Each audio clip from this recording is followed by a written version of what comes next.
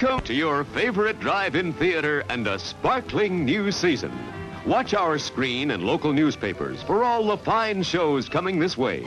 Show after show will feature the latest hits, the biggest stars for fun-filled, pleasure-packed evenings. Relax, come as you are, and spend an enjoyable night out with the entire family. No parking problems, no babysitting problems. And there are always tasty snacks at our modern refreshment stand. Thanks, folks. And once again, welcome back.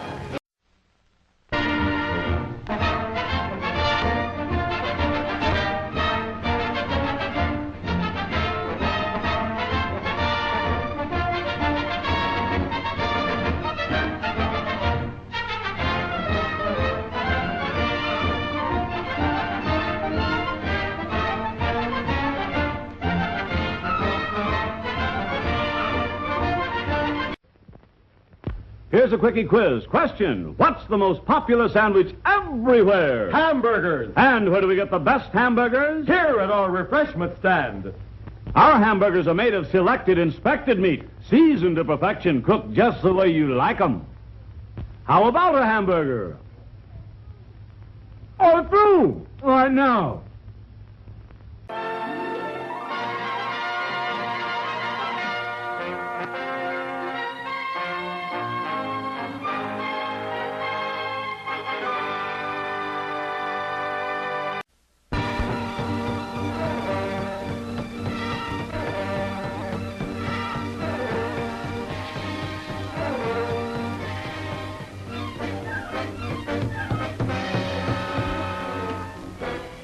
Hello, yes, listen. A young girl just left here, alone. Don't be frightened. We won't hurt you.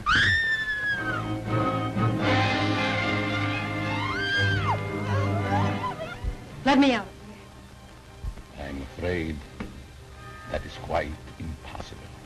I need you. You need me? Yes. What for?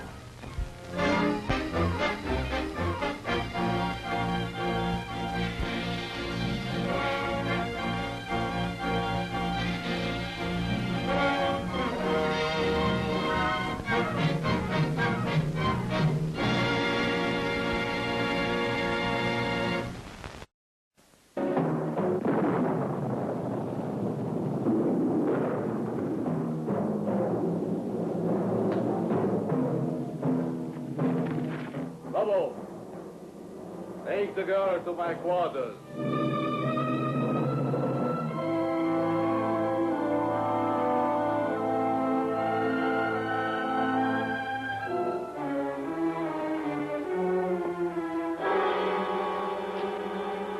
Janet's car? Yeah.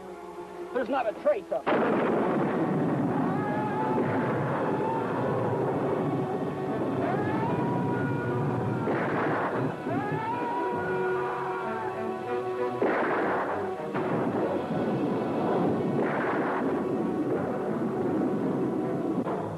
Let me loose. Do you hear me?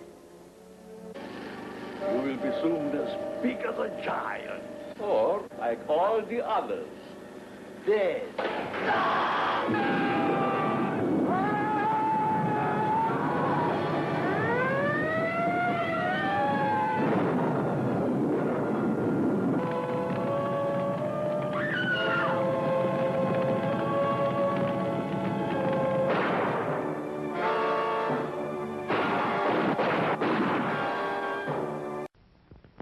If you're mighty thirsty for something mighty good, our hot chocolate's just a drink. It's a beverage and a food.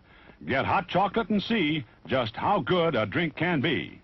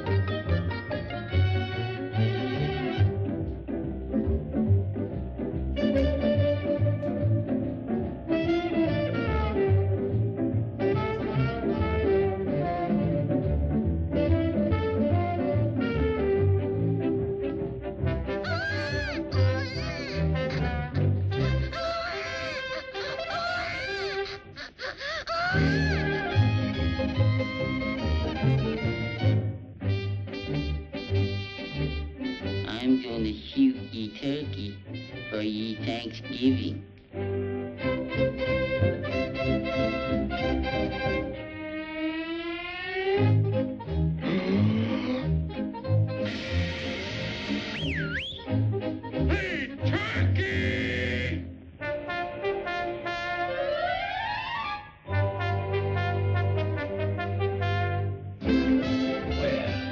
What do you know? Another customer.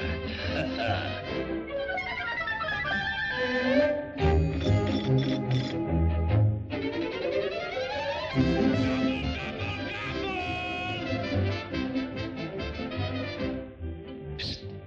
Hey, Junior, you want to buy a hot tuggy? Is it fresh? Is it fresh?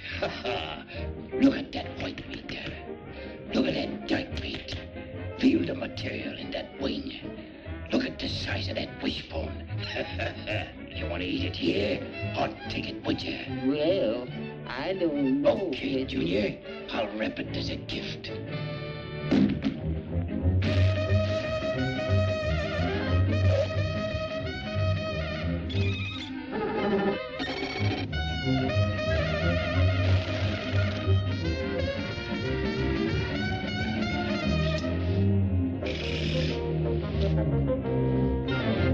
Here you are, pal.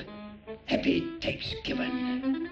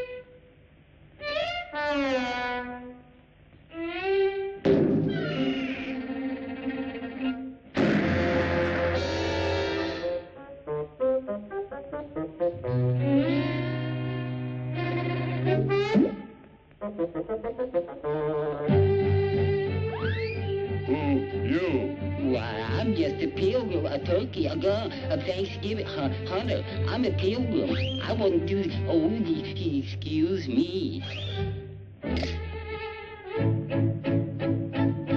Who you? We half-breed.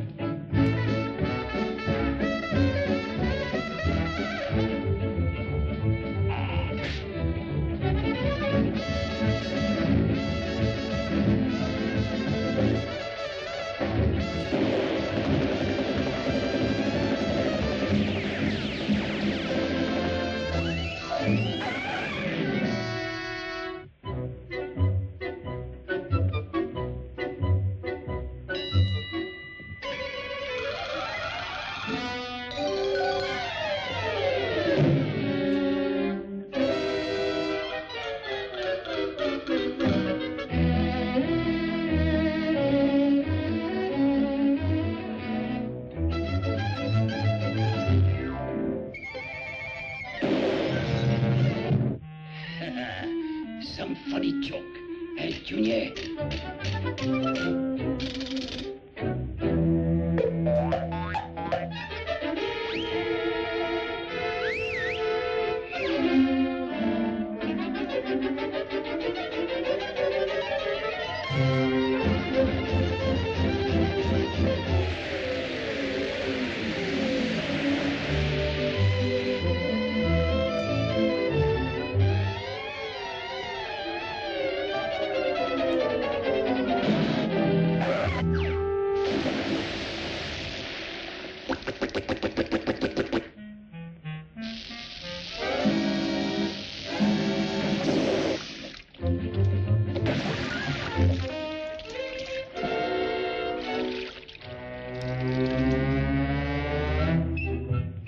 Listen, Junior, you ain't never gonna catch me for no Thanksgiving dinner.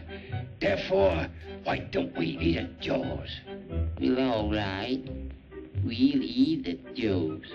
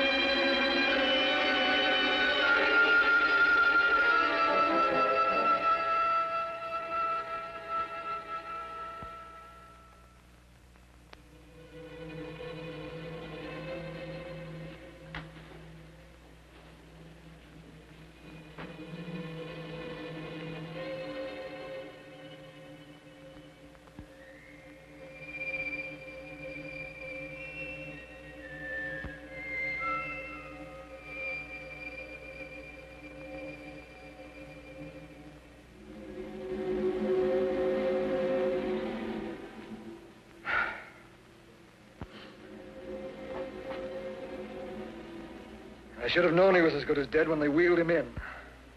You did everything possible, everything you could, Dr. Collier. Everything.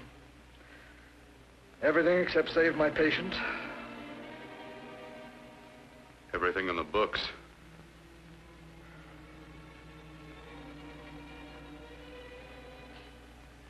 Now, Dad, do I have permission to take over and try things my way? The operating room is no place to experiment. He's dead. I can't do any harm. Very well. The corpse is yours. Do what you want to do. All right. Make an opening into the chest cavity. Apply 100 milliamps of current directly to the heart, then massage by hand. I'll handle the brain area. By yourself? By myself.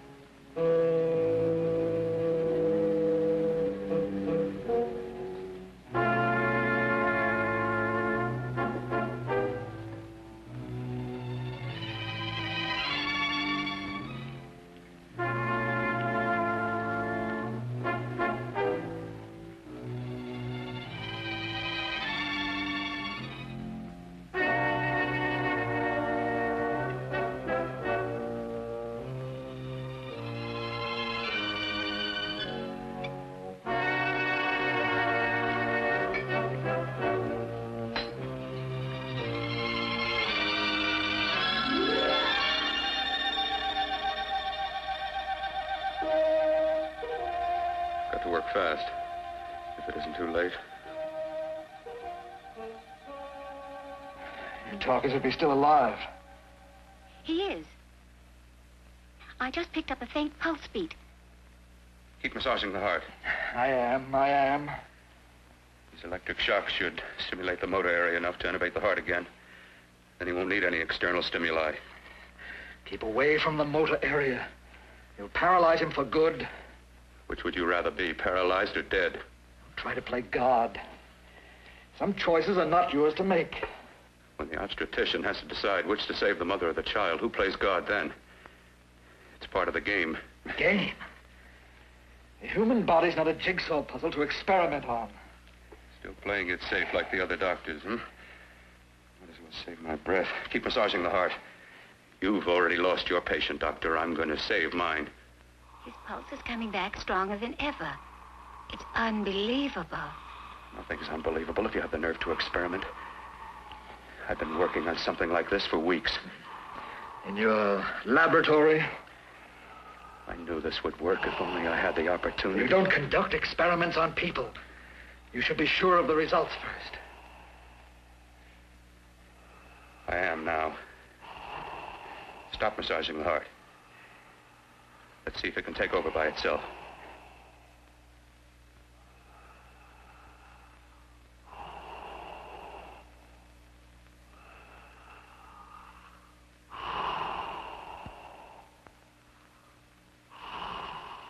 All right.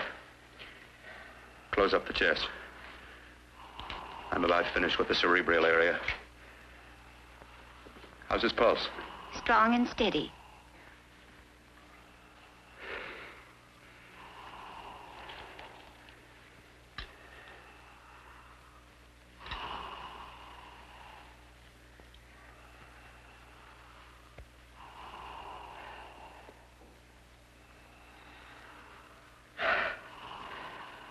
You did perform a miracle.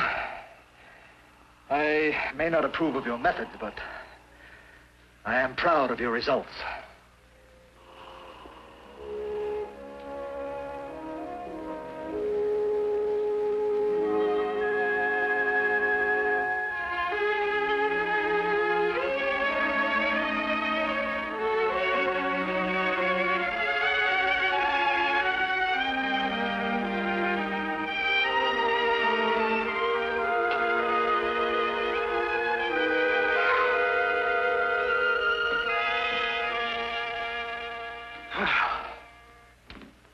That was an amazing, even an extraordinary operation, son.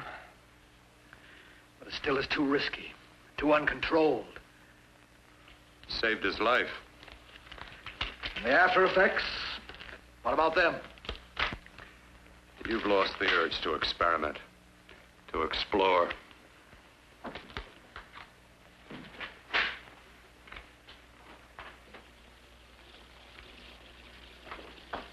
You don't explore on people. Before you put a scalpel to one, an operation like this needs testing under every condition. Over and over again. Rabbits, mice, monkeys, not people. That man who should be dead now won't think so. There's more to surgery than just being a carpenter to patch up walls or a plumber to drain pipes. Our bodies are capable of adjusting in ways we've hardly dreamt of. If we can only find the key. I'm so close now, so very close. The key to what? Complete transplantations. To be able to transplant limbs and organs. To be able to replace diseased and damaged parts of the body as easily as we replace eye corneas now. So that the new parts will join together as though they were born there. It can't be done. It can be done.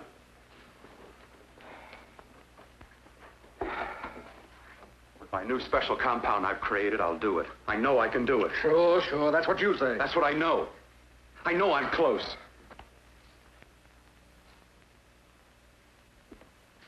Darling, I'm so proud of you, I could kiss you. Promises, huh? Always promises. Careful, your father's liable to report us. Stop the floor show. When you two are married, it won't be fun to watch anymore. Well, I can promise you one thing. Your grandchildren won't be test tube babies. You better hurry if you want to catch that plane to Denver, Dad. You know that medical convention can't start without you. Jan, you'd better check about my reservations. Oh, yes, I'll call the airport. I'll be right back. Bill, the line between scientific genius and obsessive fanaticism is a thin one. Now, I want you on the right side of it. If I don't experiment, how can I hope to perform operations like the one you almost messed up? But I can't cover up for you anymore. The superintendent had it out with me. He thinks it's you who's been stealing those limbs from the amputee operations. So what if it is? I've got to have limbs for my transplant experiments. Well, you said test and experiment. Test and experiment. Yes, but limbs and organs taken from people. I've got to have them to work with. Sure, I've made a few mistakes, but I've learned from them. I've learned. Your reservations are all set. 3:30 takeoff. Well, what have you two planned for the weekend? Oh, nothing much. Just a quiet weekend. You sure you're not going up to the country house? You're always sneaking off up there. The place gives me the creeps. I should have sold it when your mother died. You can't sell that place. Well, I mean, it's nice to get away from the city. I can work without anyone snooping around. You spend too much time up there. All right, I'll see you both in a few days. Got to clean up and get out of here. Fine operation or not, Bill. You're walking on thin ice. Don't go too far.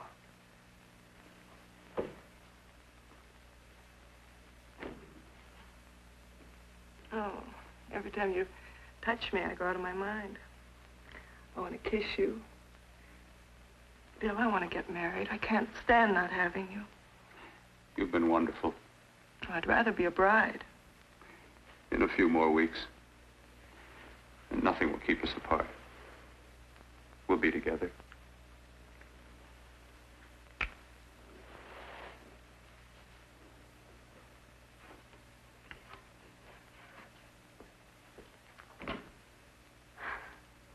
Dr. Cordner.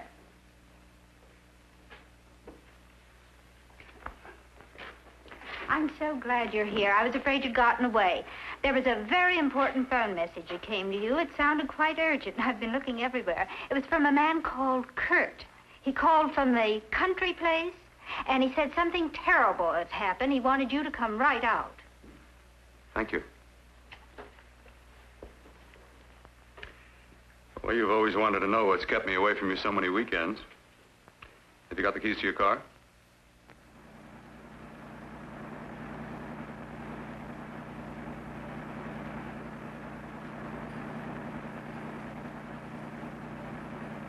Why haven't you ever taken me up here before? Because the things I'm working on don't need an audience. That telephone call. What about it? All right, all right. Hold off the questions. Why the mystery, Bill? What's it all about? We'll be there soon enough. You'll see. I've got to hurry.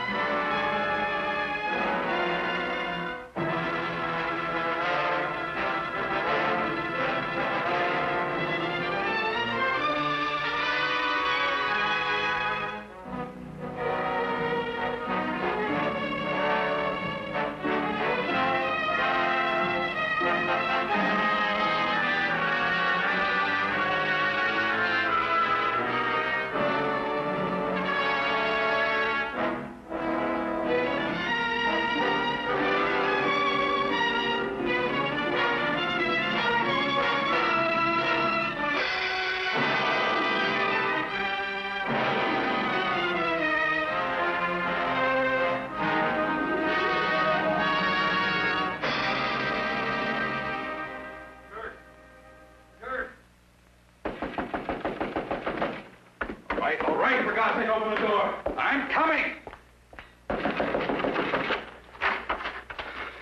Matter? What's happened to you? It's been a terrible accident. I've got to save her. Got to save her. What is it? What have you got there? Kurt, please. Sterilize the tubes and instruments, quickly. What are you going to do? Aren't you going to have a look in the closet first? No, I can't now. This is more important. But you don't understand. For God's sake, Kurt, this is urgent. Do as I tell you before it's too late. I can't waste precious time arguing with you.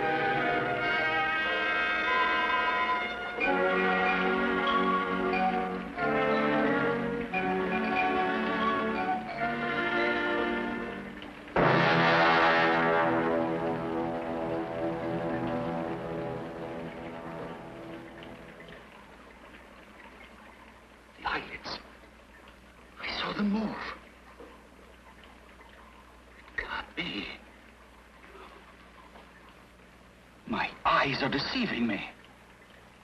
What you see is real. What's done is done, and what I've done is right. It's the work of science.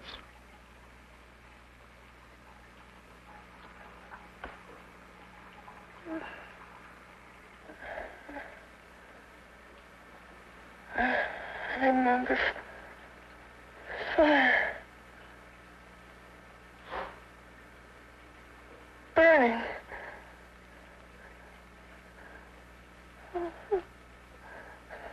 Let me die.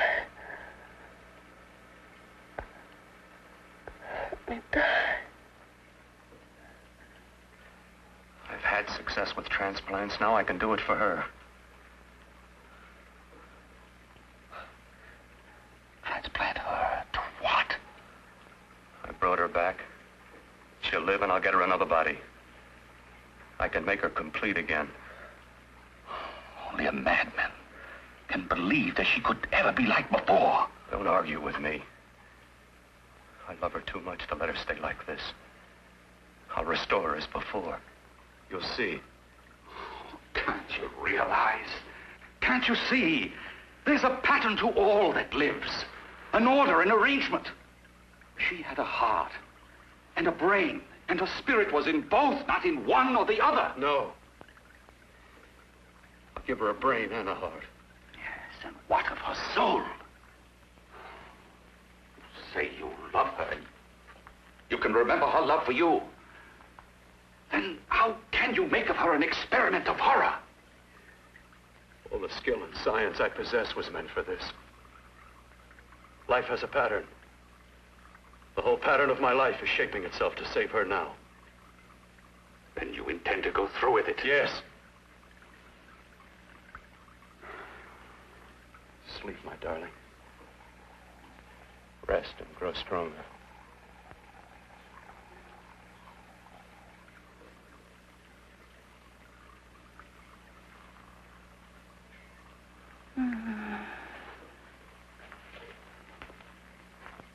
How long do you think we can keep her alive under these conditions? 48. 50 hours at the most. Yes. And you really believe you can work a transplant on her successfully? Yes. Like my arm. Withered and deformed. Yours was an early experiment that failed. With her, I'm using my new adreno serum. Must work.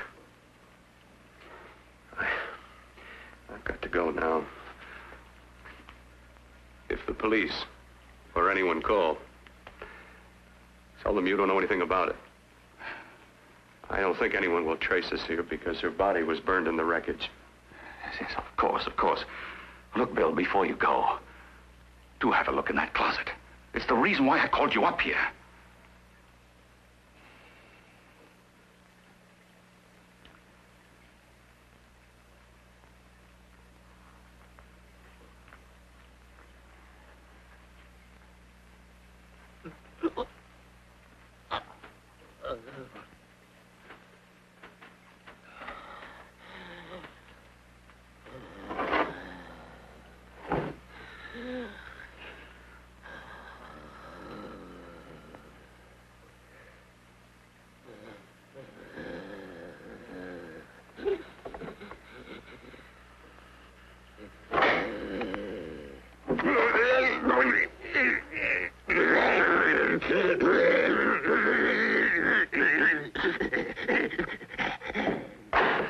Keep it locked. Last night it got so violent it almost broke out. Oh. No, not through that thickness. Keep it closed. I've got to think about her now. I've got to find her a body. How are you going to go about getting one?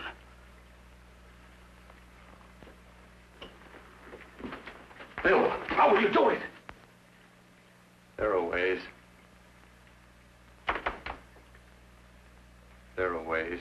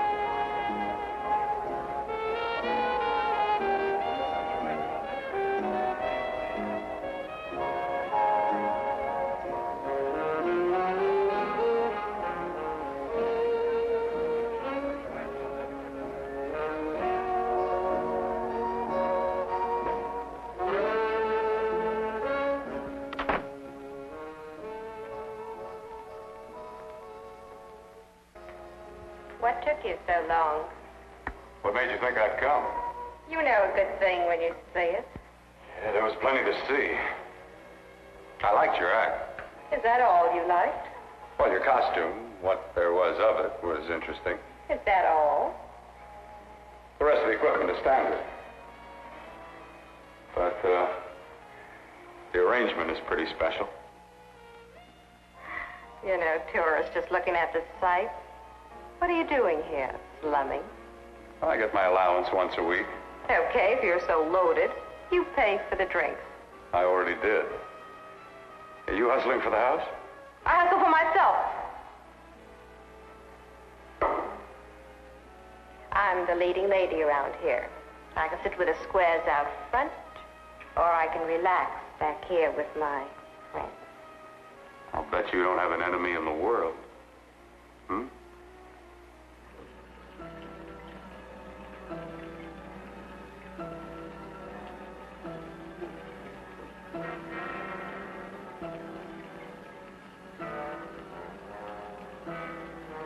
Let me die.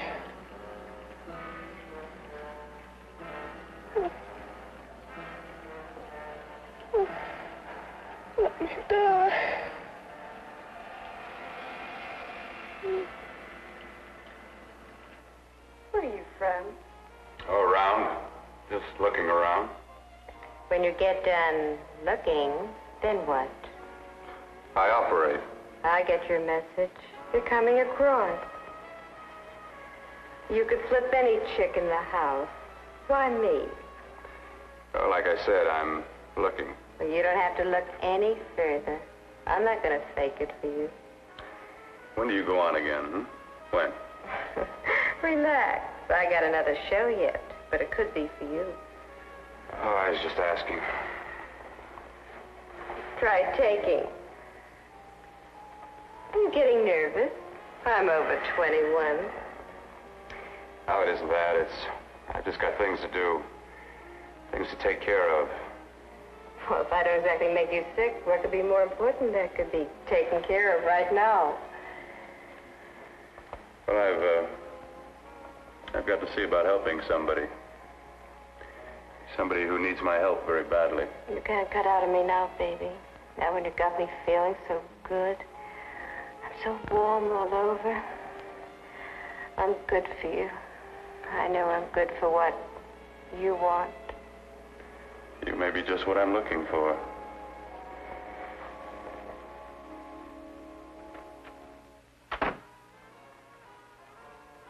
You've got your nerve. Oh, look who's talking. Why don't you haul your beat-up body back to the bar with the rest of the flies? Keep your G-string on.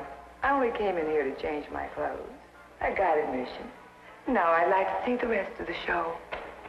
Come back in half an hour and maybe you will. Get lost. Hi, lover boy. I see you've met the queen. Hey. Come here, don't hide. You know, you've got the kind of face a girl doesn't mind looking at. Even out front, all the other girls are asking about you. Get out of here. Choose company. Three's a crowd. Who's to tell me to blow if I don't want to? This here's my dressing room, too. Remember?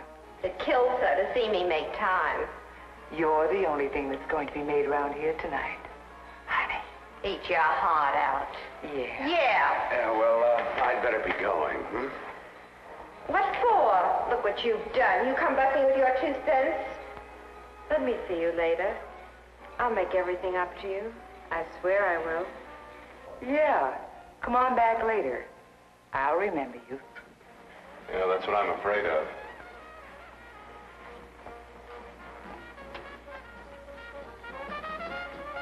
You lousy tramp. Once in a blue moon, I latched into a guy with class, and you messed it up. What makes you think you had him? He wouldn't have you on a bet. Says who? Says me.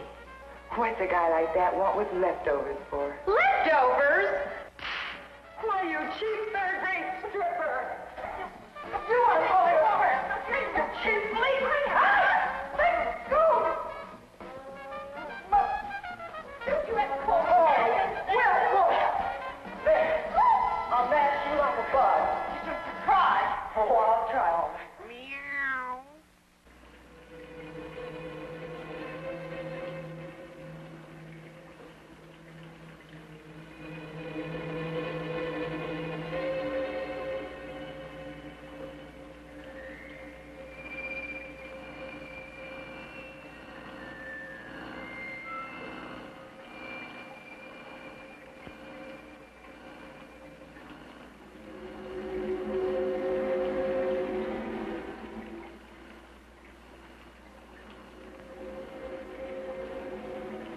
You. Inside the closet. What has he done to you?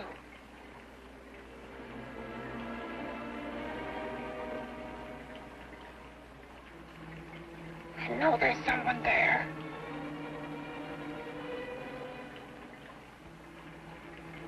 Knock once if you hear me.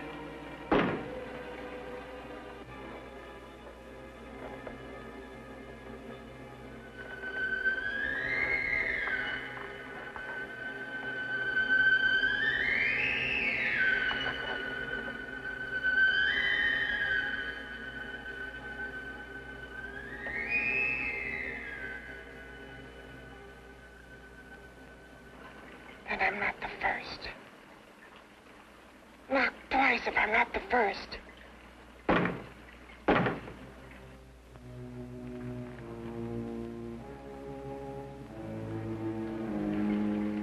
He should have let me die. I hate him for what he's done to me. If he only knew what it's like being like this.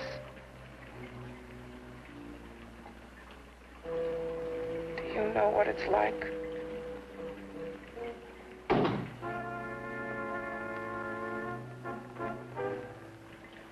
Together we could have revenge.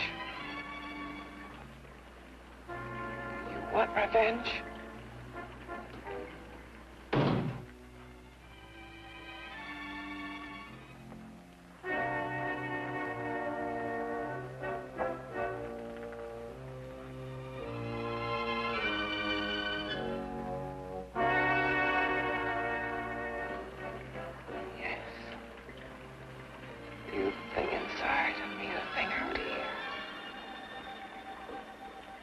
Brain's still untouched.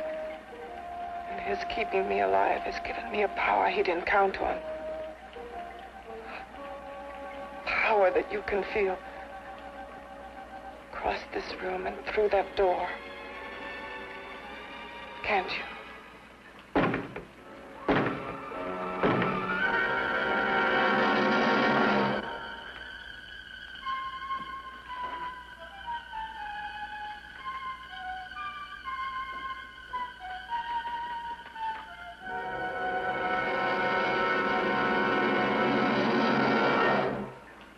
Together we're both more than things.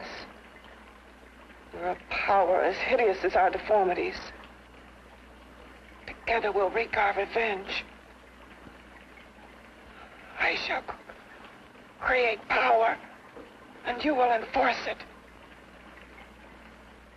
You, the thing inside. Me, the thing out here.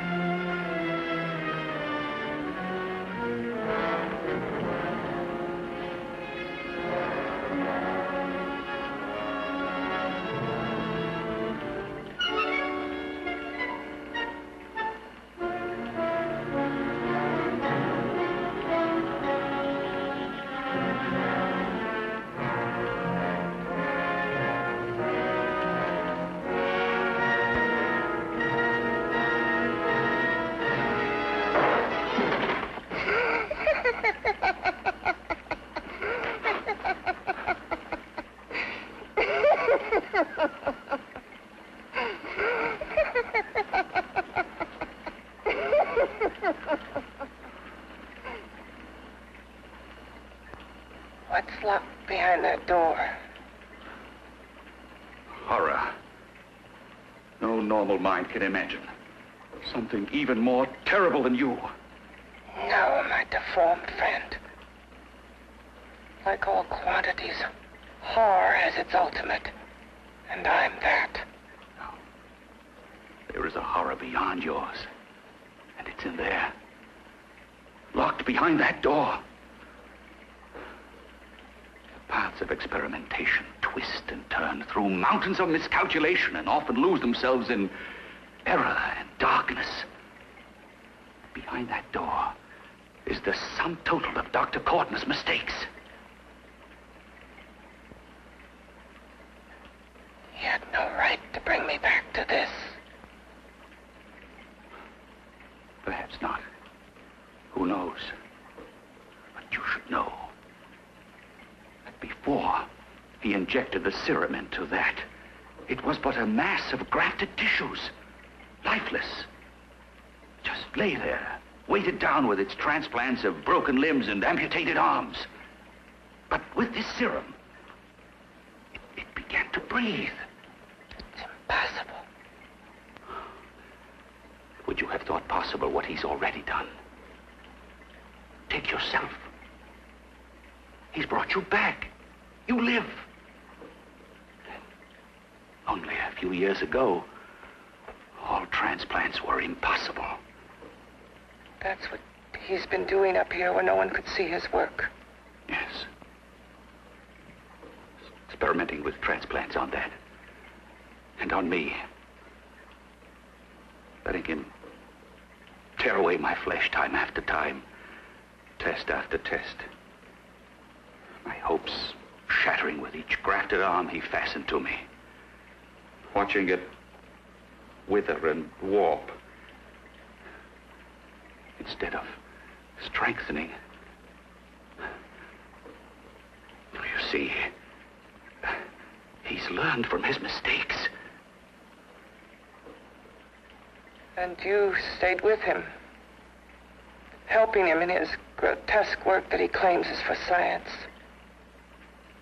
Was there a place for me on the outside with this? A world where eyes would look upon me with pity, and people would turn away from me in disgust. No. The alcoholic has his bottle. The dope addict his needle. I had my research. I used to be a surgeon. It was my life. And one night in the laboratory there was an accident. They had to amputate my arm.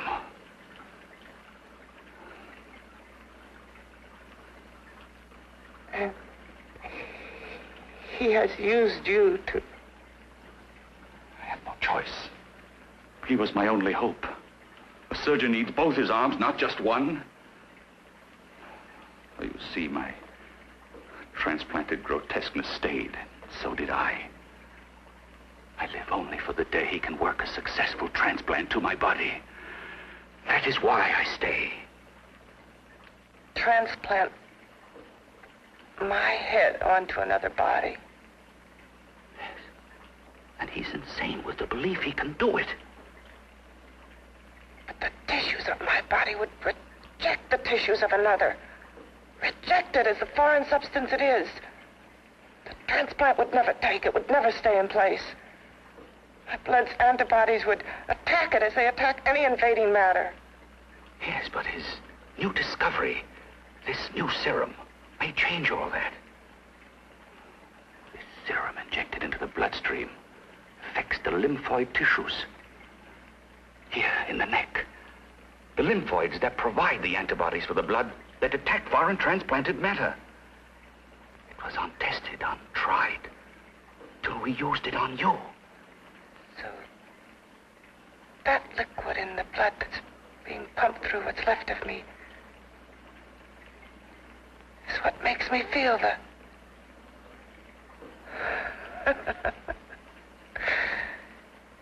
He may produce results he didn't ask for. Results? You mean like this? Results more terrible than your arm of relative beauty. Results of power. Of magnitude. Power? What power? Can't you see that you're at the mercy of every element of the universe? How can you speak of power? I have power. This liquid that he's pumped into me. My brain burns with it. That thing inside an iron touch. Want me to prove it? You can prove nothing. You're powerless. I'll show you how powerless I am. You. Behind that door.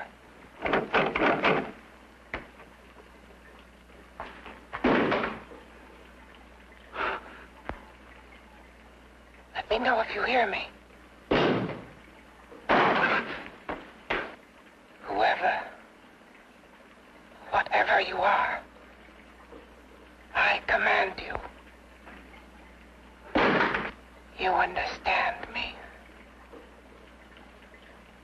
I'm only a head, and you're whatever you are. Together we're strong, more powerful than any of them.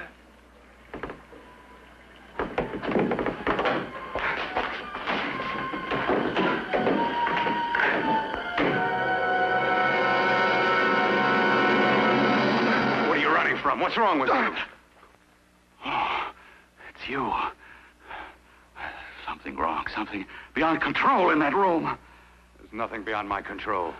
She's alive, and I'll keep her alive until I find her a body. I can't talk anymore. I'm tired. I've got to go to sleep. And you didn't find her a body? Well, I've got to be careful. I can't afford to be identified as the last person seen with a girl before she disappears. Do you think you'll get one?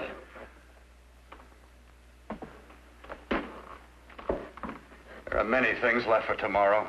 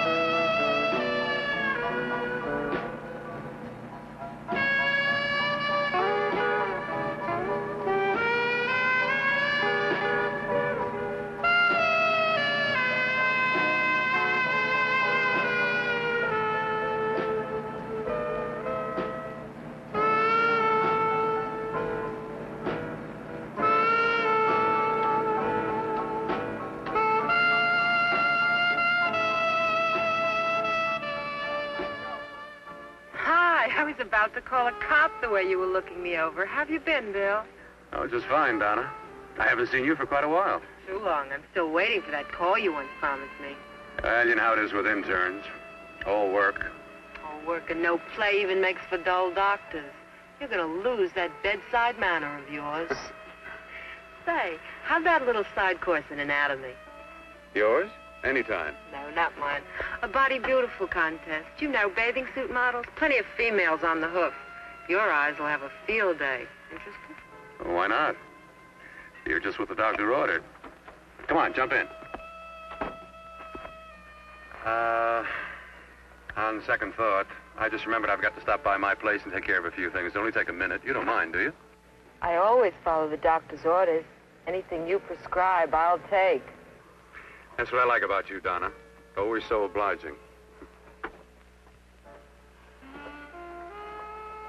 Hey, Donna, where are you going? What's the hurry? Hi, Jeannie. We're going to look for some bodies. You mean the contest? Yeah. Got any room for me? Oh, sure, plenty. Bill, this is Jeannie Reynolds. Jeannie, this is Dr. Hi. Bill Portner. Hello. Hop in, but first we got to stop off at his place. Sure.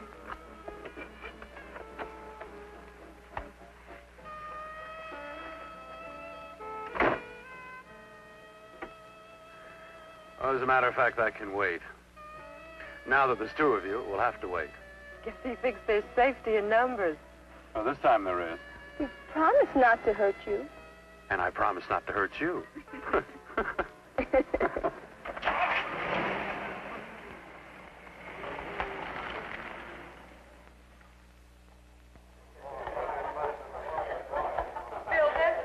Yeah, looks fine.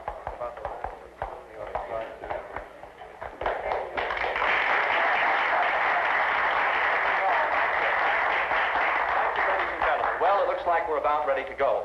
Backstage are 5 of the girls who have reached the contest finals, and we are here to choose Miss Body Beautiful.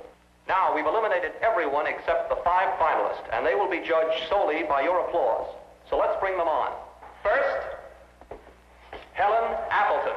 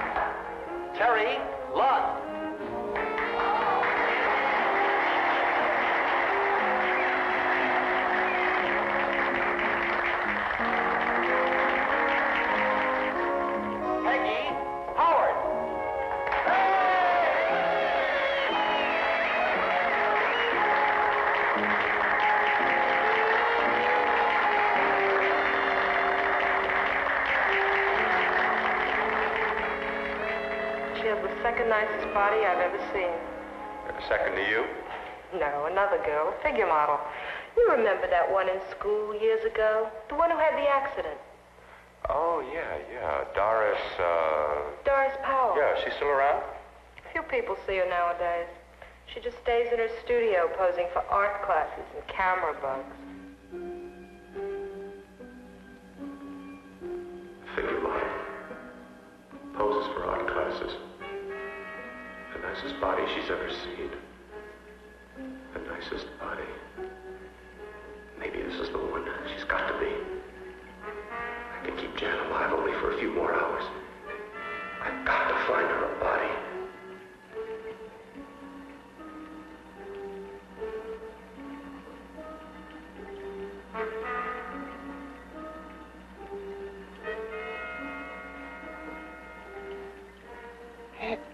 He intends to kill somebody. To rob them of their body. Do you hear me?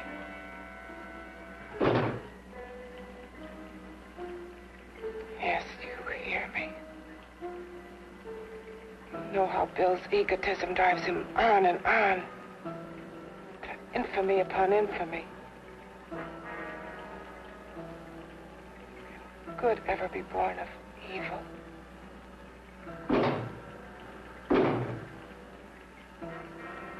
Yet he claims his work is for science, for humanity.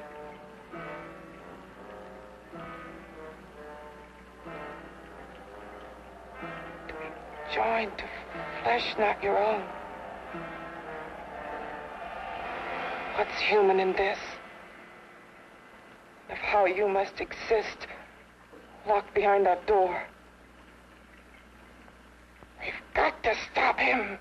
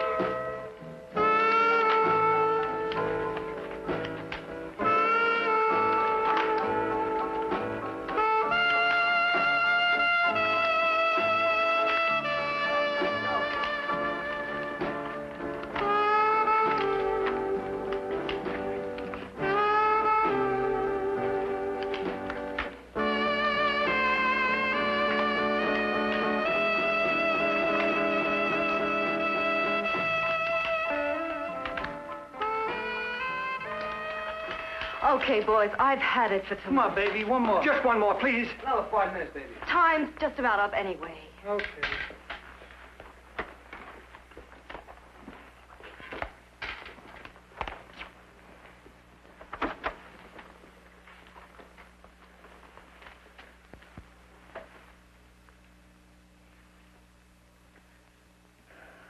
Say, Doris, would you like to have a drink with me? Just you and me, away from everybody? Someplace where nobody will butt in, where you and I can really be alone. No, thank you. How about posing for me? Private like. I'll pay you real money, real good money. Kind of money they don't throw at you every day, and for doing hardly nothing at all. I do my posing for classes only, Wednesdays and Saturdays, 8 to 10. Yeah, I know, but we can... Good night.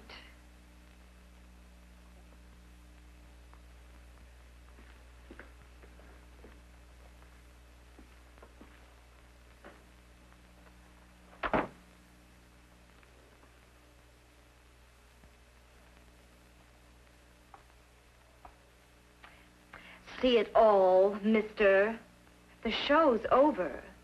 Next time, bring a camera and buy a ticket. I'm not running a charity. You don't remember me, do you, Doris?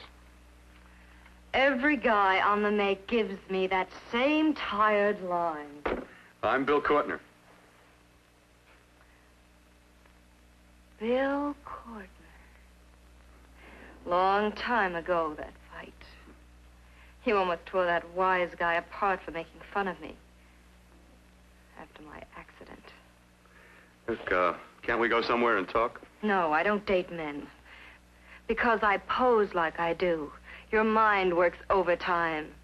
You get ideas. You're all alike. Oh, not all of us. I'm not on the make for you. Okay, so maybe you're better than most. Maybe not. I still hate all men. I hate them for what one did to me once. Have you forgotten? Well, have you? No, I haven't forgotten. Well, neither have I. I carry the memory around with me. But you can't hide yourself away here forever, posing bare in front of a bunch of neurotics. Listen, Galahad. I trusted a man once, all the way. What did it get me? He gets his head full of jealous lies, and I get... You've got to forget what How happened. can I forget? I carry the memory around with me.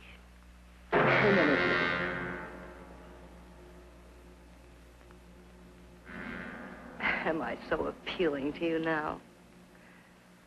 Still so interested? Doesn't it make you sick?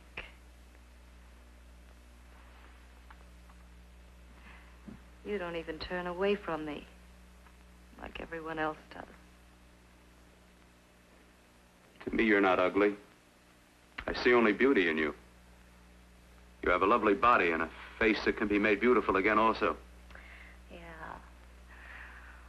I've heard that song before. I'm a doctor, I know. My father's one of the leading plastic surgeons. If anyone can help you, we can. I know I can. I've been to doctors. It's no use. The scar tissue's too deep. No one can help me. That was a few years ago. Today, nothing's hopeless. We can graft scar and skin tissue. Well, we can even freeze areas of the skin and sand away damaged skin tissues. The way you say that look in your eyes, I almost want to believe you.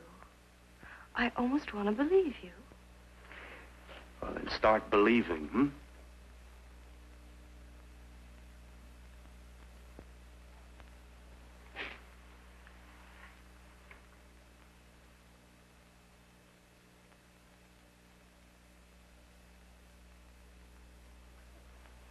Even if your father could help me, I couldn't pay him the kind of money it would take.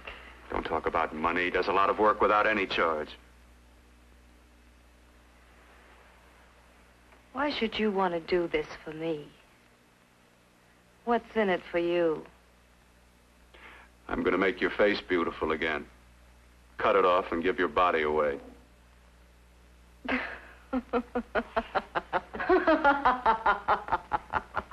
I'm sorry, Bill. I have been knocked around so many times. I've lost count. It's tough living with this. I don't mean to sound ungrateful.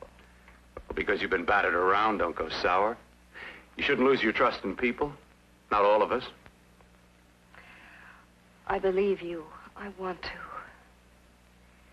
Do you really think something can be done? Only my father knows. Look, we have a country place just out of town. He's visiting for the weekend. I could take you there now for a consultation. You mean tonight? Well, if you'd rather wait till he comes back, if Oh, he no, comes no. back. I mean, he wouldn't be annoyed being bothered with me so late at night. Well, you let me do the worrying, hmm? I'll do anything that'll help me get rid of this face. Oh, that's where I come in. Remember the last time I helped you? Where are you going? Who are you calling? My girlfriend. I want to tell her the news. Before you know what the verdict's going to be? You're right. I shouldn't talk until I know what's going to happen. Well, my girlfriend, she's supposed to drop in later. I'll have to leave her a note or something. Well, just tell her you'll see you later. Otherwise, she'll ask a lot of nosy questions. We want to be sure first. Just throw something on, huh? I'll be with you in a minute.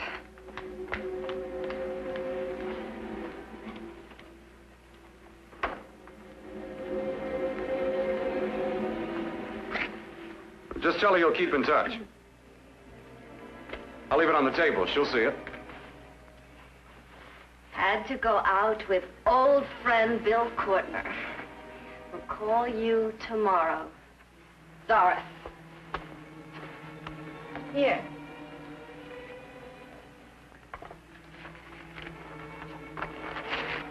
I'll leave it on the lamp. She'll see it, won't she? That's the first place she'll look. I'll leave the lights on for her.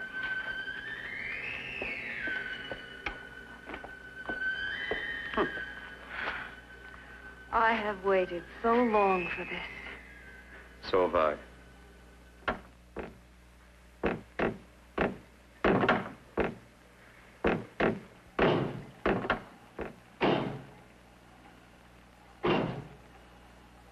Again.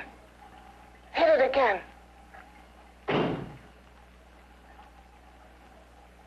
Got to see your hideousness. You've got to see mine. Wonder which of us is more awful. Nothing you can be is more terrible than what I am. A head without a body. A head that should be in its grave. I hate him. I hate him for what he's done to me. Can your horror match mine? Quiet. Someone's coming.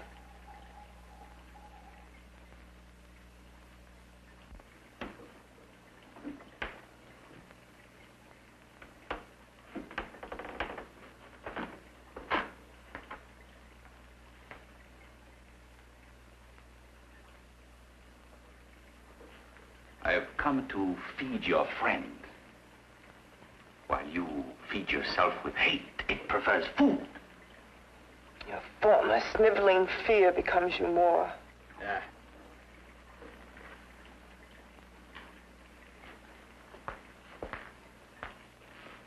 What makes you think I'm afraid of what's in there? Or of you? A mere head in search of a body. People fear what they don't understand and what they can't see. What are you talking about? You're nothing but a freak of life. And a freak of death. Why should I be afraid of a few knocks on a door? But last night you ran. You were afraid of what you imagined lay behind that door. I? Imagined? It was I who helped grab together the bits and pieces that were stolen from the hospital. An amputated arm, a leg, a torso. It was I who helped piece them together like a monstrous jigsaw puzzle. And that same medicine that he's fed to me to activate my lymphoid tissues. Has he fed it to that? No. No, on that he used an earlier formula. It wasn't as successful as the serum he's using on you. But it was enough to allow the transplants to take. If your experiment is successful, then it'll be my turn. And what else has happened to it? You mean, what else? Well, it's mutated some, of course. It's changed considerably. Why don't you open the door? And we'll both see how it's changed. Listen, you. I warn you. You better stop pestering me, do you hear? I'm getting fed up with you and your insidious talk. He should have cut out your tongue while he was at it. Afraid? Afraid of whom? Of you? No. Not anymore. But of it. nor of it.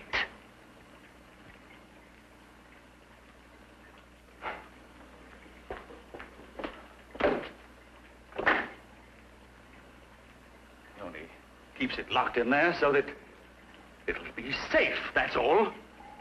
Safe? From me?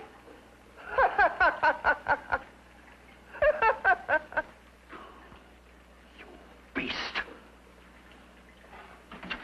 I hope he prolongs your existence into a lifetime of agony. Then we'll see who's laughing at whom. You miserable fool! Get him!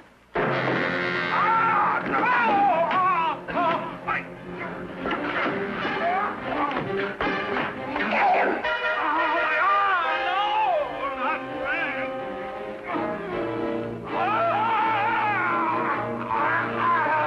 Kill him!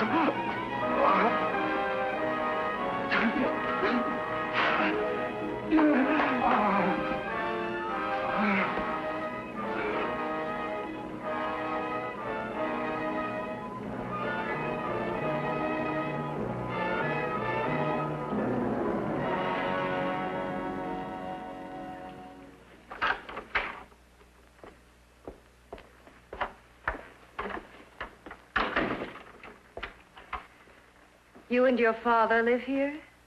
Only on weekends when we want to get away from the city. This place certainly is lonely. Well, the further from prying eyes, the better. I mean, it's nice and quiet here. We can get away from the noise and telephones. Oh, I guess it is. Well, sit down, sit down. I'll fix us a drink, huh? My father should be back soon. You mean he's not here now? Oh, come on now, Doris. Do I look like a maniac who goes around killing girls? Now, you've got to learn to trust people. Oh, people like me, really. I'm sorry. I trust you. I trust you with my life. Well, I can't ask for any more than that. I'll be right back.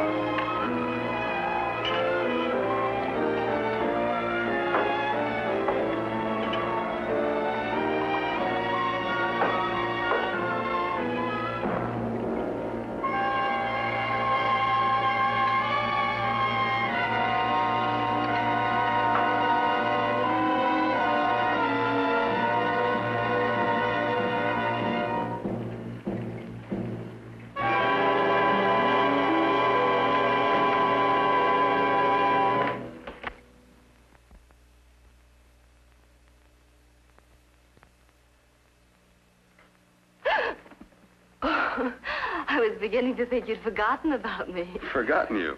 Why, Doris, you've become very important to me. Very important.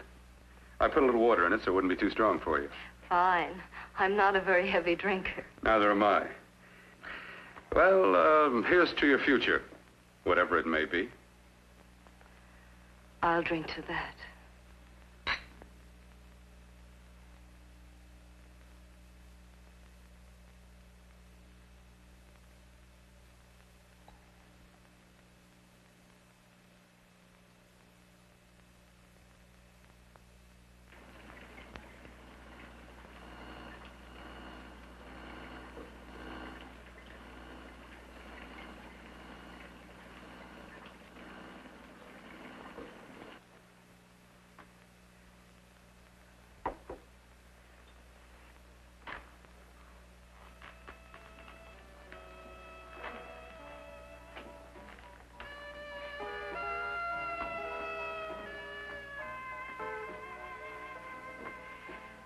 It's getting awfully warm in here.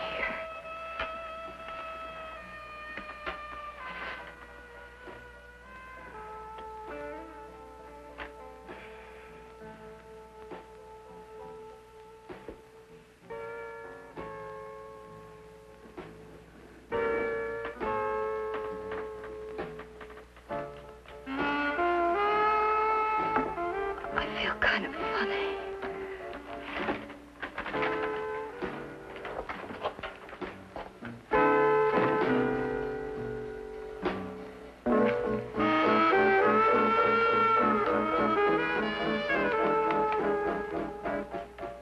Bill, you put something in my drink,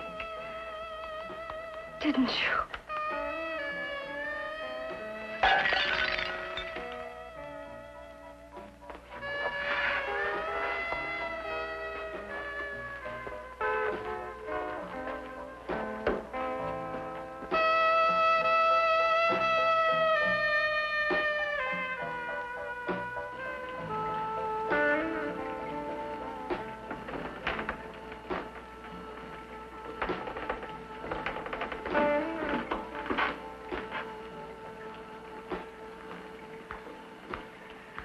I told you I'd bring you a body. A beautiful one. Soon it will be yours. Bill, you can't. Yes, I can. I want you as a complete woman, not part of one. Is it a crime to want to keep you alive? Is it a crime for science to jump ahead by years? This kind of thing must be done. When it's over, you'll see. I've got to hurry now. The drug will wear off soon and she'll be awake. When she does come to, it will be your head consciously awakening for her.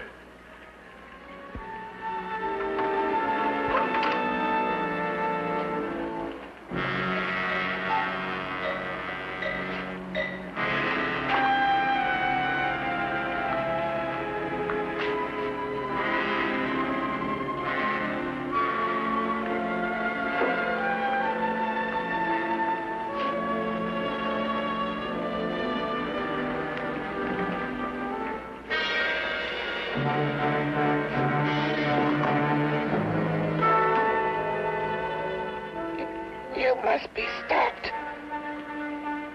You must. And who's going to do it? It's got to be quiet here. Can't stop me. Very well.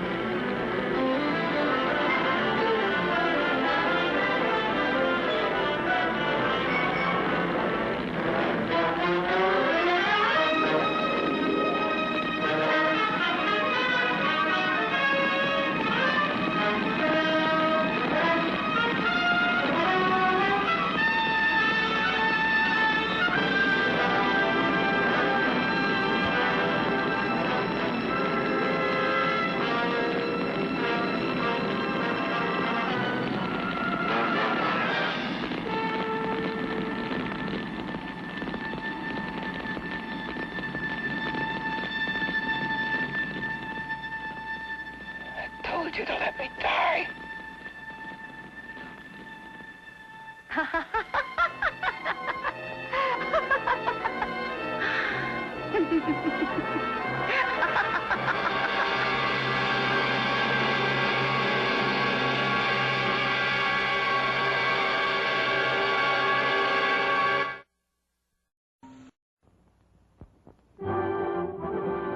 It's intermission. Rise and stretch time. Time to refresh yourself and visit our snack bar. Got a yen for hot popcorn? Your favorite soft drinks are sparkling cold. The juicy Frank's sizzling hot. There's delicious coffee, freshly brewed, and all kinds of ice cream and candy to tempt you. Showtime will be announced loud and clear to get you back to your car in time. So stretch your legs. Come to the snack bar now.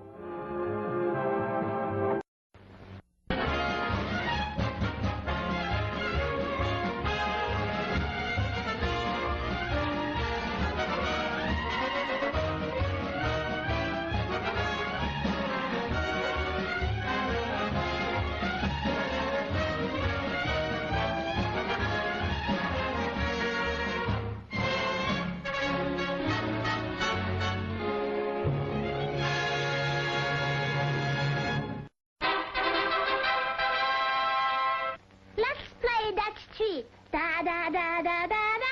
Oh, you're it. No, I'm not. Come on. I'm it.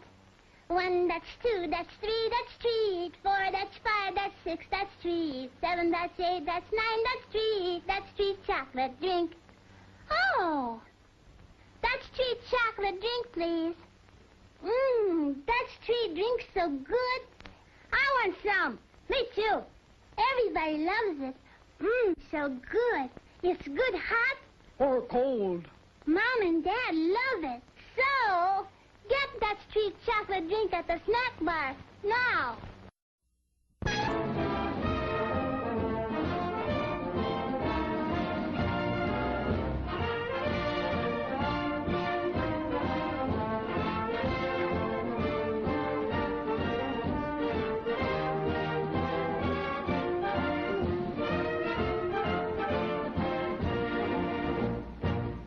Ages, many men of mystery have appeared. Now, coming on this stage in person is the most amazing mystery man of all time, Houston, and the original Houston's Hallucinations, starring the girls with Hex Appeal, Joyce Harris, Kathy Bard, Sherry Winters, Cindy Curtis. Girls, girls, and more girls, dressed in the most daring designs Paris has to offer. And if you want mystery, witness the unbelievable Flight to Outer Space. See a girl without a middle, and the weird and unusual burning of a she-devil. See all this and more in Houston's Hallucinations, coming on this stage soon. Extra, extra, the first time on any American stage, see the talked-about girl in the topless swimsuit. It's sexational. Yum, yum. It's a meal in itself. Our all-meat super dog. Enjoy one now.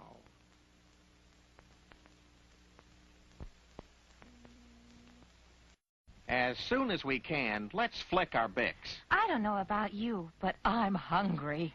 Now that you mention it, some burgers and fries would go great with a flick. And we should also not forget some popcorn, soft drinks, and ice cream. Then can we flick our...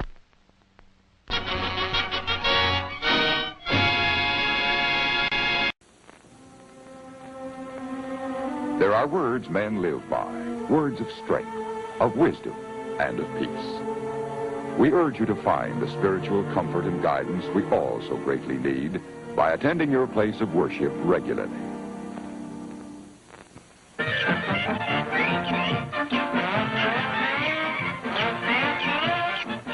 Just 1 minute to go.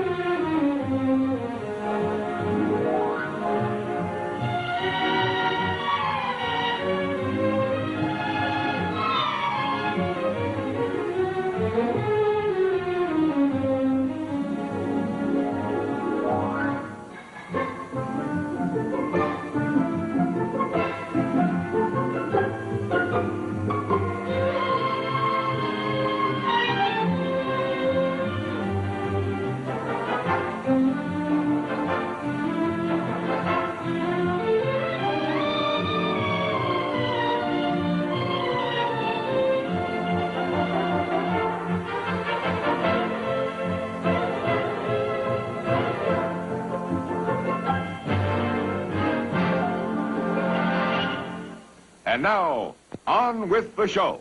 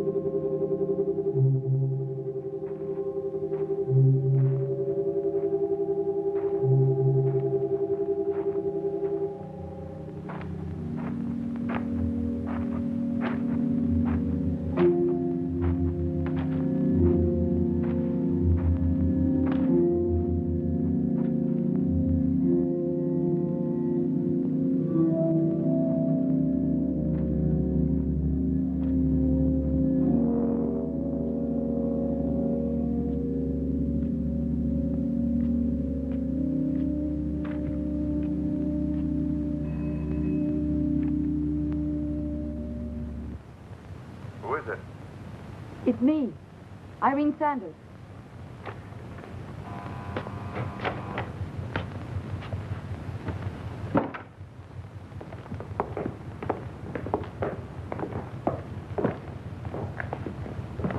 Good evening, Walter. Good evening. Here are the X-ray photos that Professor Abel asked for yesterday.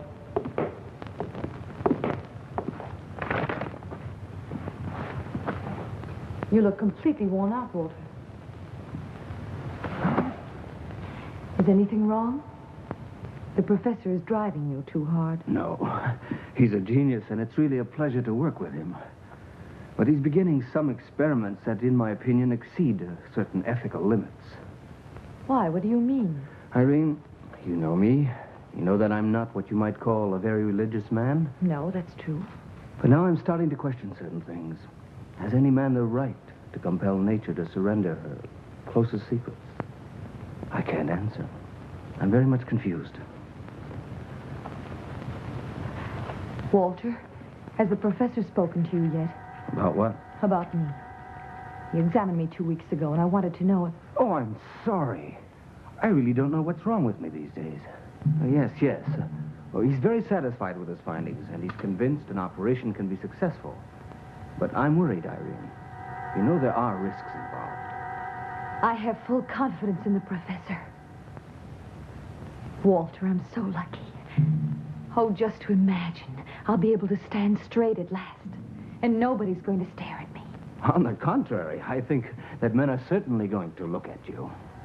Walter, where are you? I need you. The professor wants me. I will be able to see you soon. We'll talk about it then. Goodbye, Irene. Good night, Walter. Excuse me, nurse. I'm looking for the house of Professor Abel. That's it.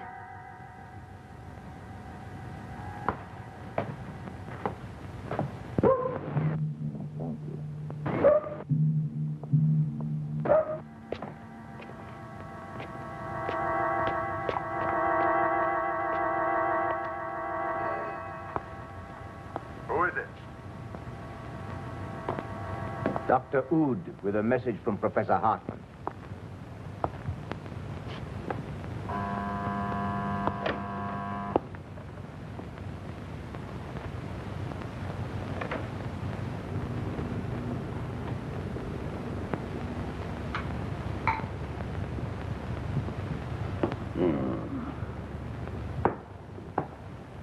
Hello, Dr. Oud. Good evening, Professor. May I present Dr. Burke, my assistant? He's a first-class surgeon and an excellent architect. It's he who designed this house. This is Bert Yeager, an engineer of genius. He designed and built my special operating table. It permits me to work without assistance. He's a little strange, the result of a brain operation. But he's a good and faithful collaborator and worthy of our confidence. We all live here together. Where are you from, by the way? I can't even tell you, Professor. I was the only survivor of a shipwreck. Both of my parents died. I was a few months old. You have a very strange name. That was the name of the wrecked ship, SS Oud. Nah. Dr. Hartman has recommended you highly. Why do you wish to work with me? I have followed your recent experiments with great interest, Professor, especially that in which you succeeded in removing the head from a dog's body and keeping it alive for 4 months. But the Russians performed that experiment months before I did. We plan to conduct a series of unprecedented experiments shortly on keeping human tissue alive after death. I'm particularly interested in the grafting of healthy organs to replace diseased ones. That is a field in which I'm extremely interested. Well, then you're the man we're looking for. This is my operating room.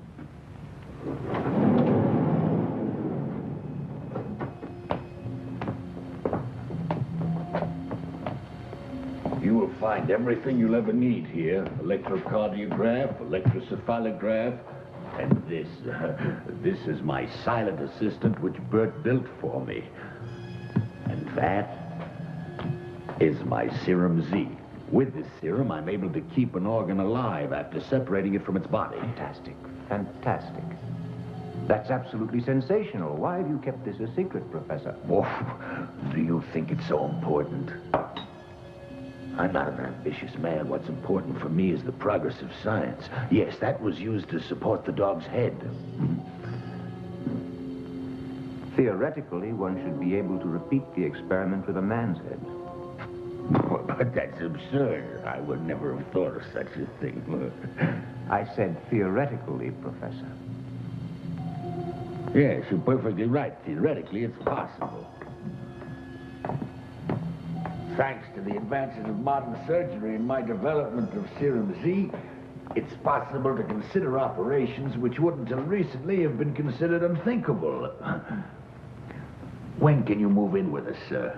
Whenever you wish, Professor. Tomorrow. Good. Walter, leave us alone.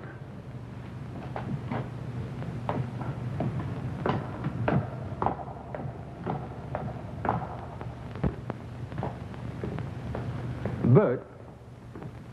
Yes? What do you think of the new man? I don't know. But the professor needs him.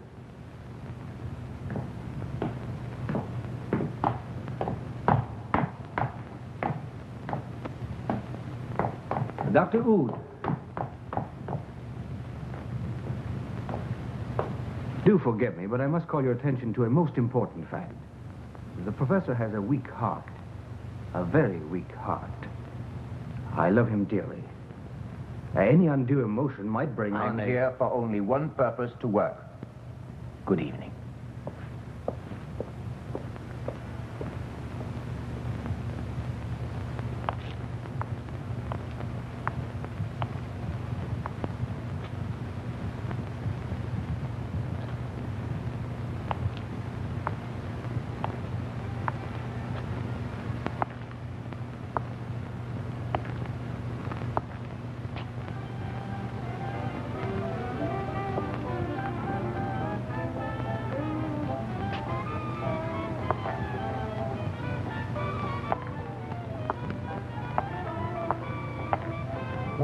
You get a big kick out of taking your clothes off in front of those slobs, don't you?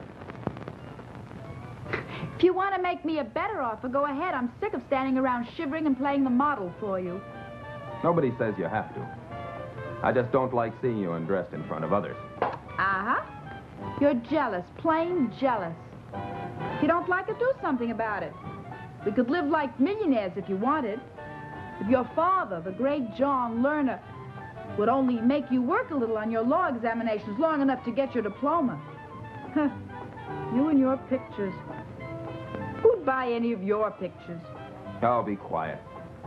You make me sick. I make you sick, huh? Who needs you anyway? Miss Lily, on stage. Yes, I'm coming.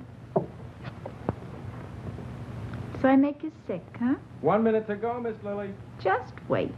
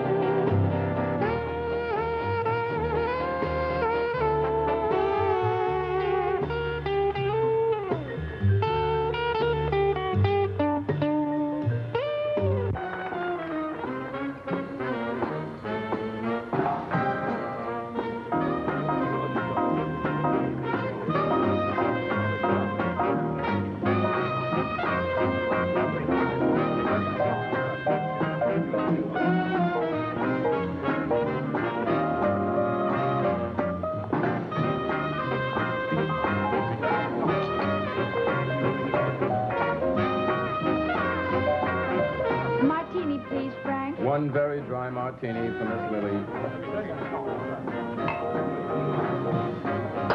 And whiskey for you, Paul. Come on, let's make up again.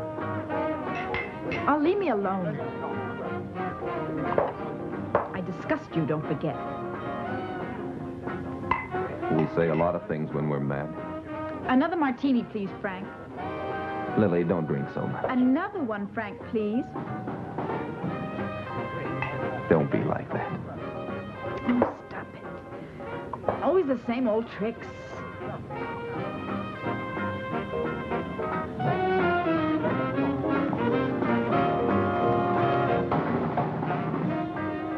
I'm sorry.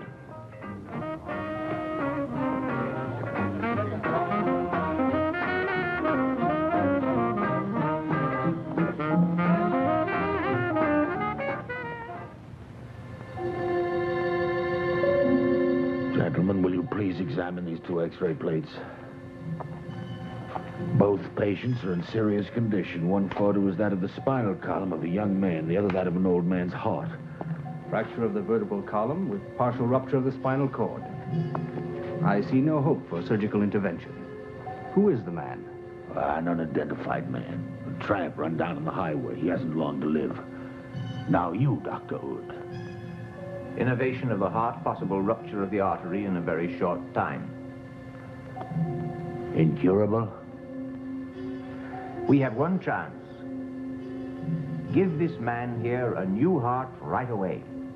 For example, the heart of that man. Exactly. This operation will be performed. Yes, the photo on the left is of my own heart, gentlemen. But, Professor, I'm sorry to have to say so, but we can't possibly go that far.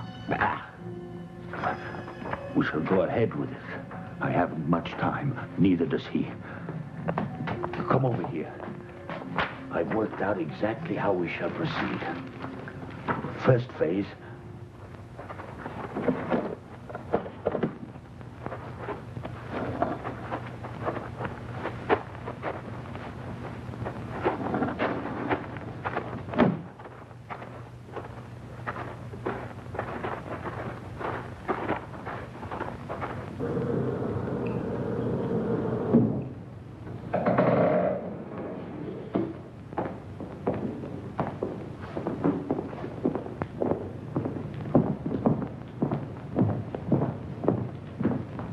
Walter.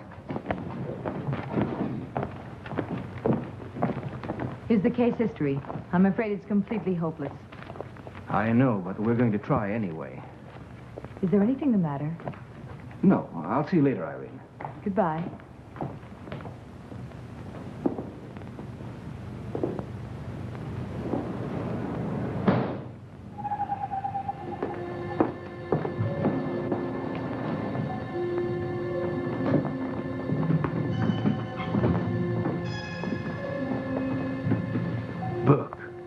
Have you examined his heart? Yes, I did, Professor. Everything's all right.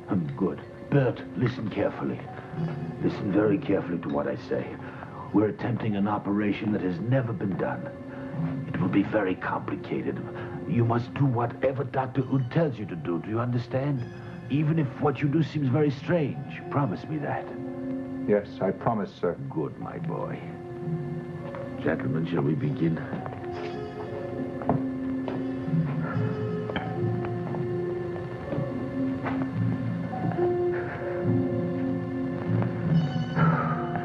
It's now exactly 9:47. We operate in 12 hours. 2 hours from now, we shall examine the heart again. I'll do that. Dr. Oud! Dr. Oud! Come quickly! Quick's dead!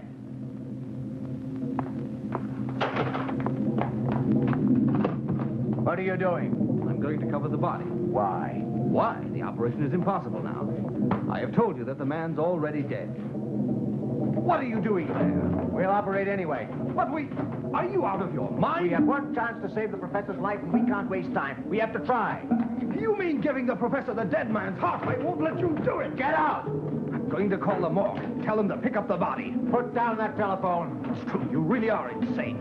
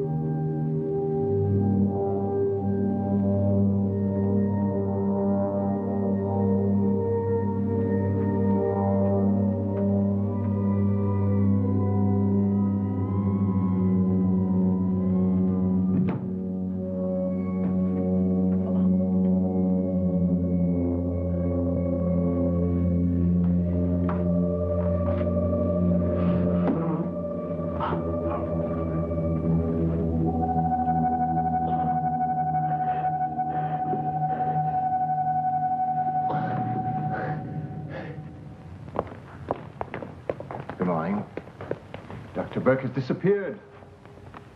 All his things are gone, too. I know. He left last night. He may not be back. We shall have to go ahead without him. Bert, we must save the professor's life.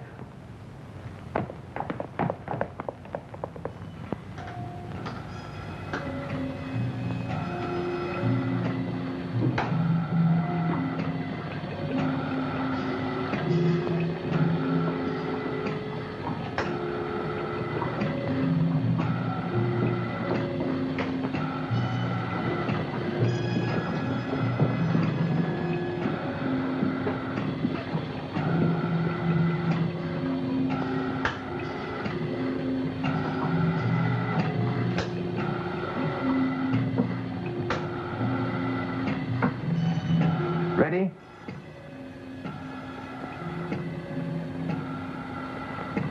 Scalpel.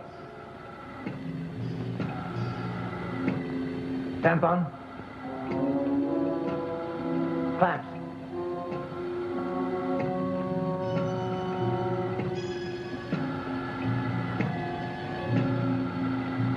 Clamps.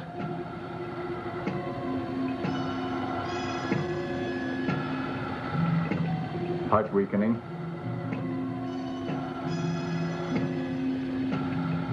Respiration weakening. Respiration stopped.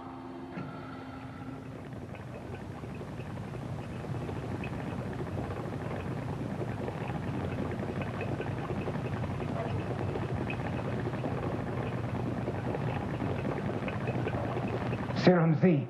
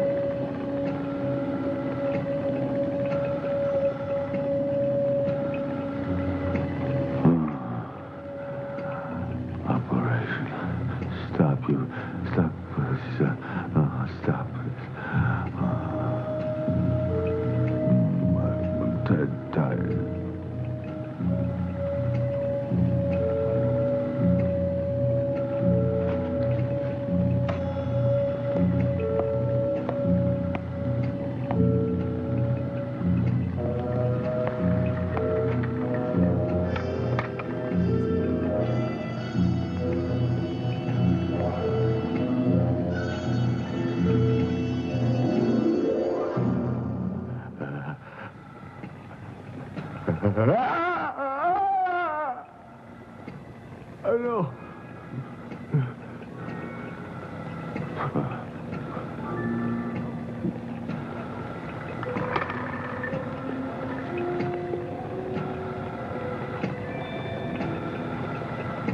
Be calm, Professor. Too much emotion can be extremely dangerous now.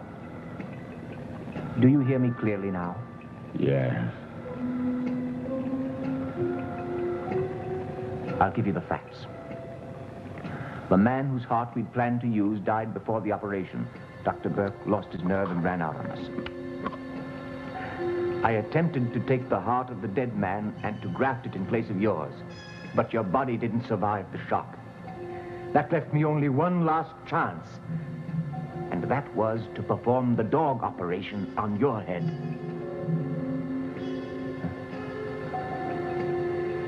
And I succeeded.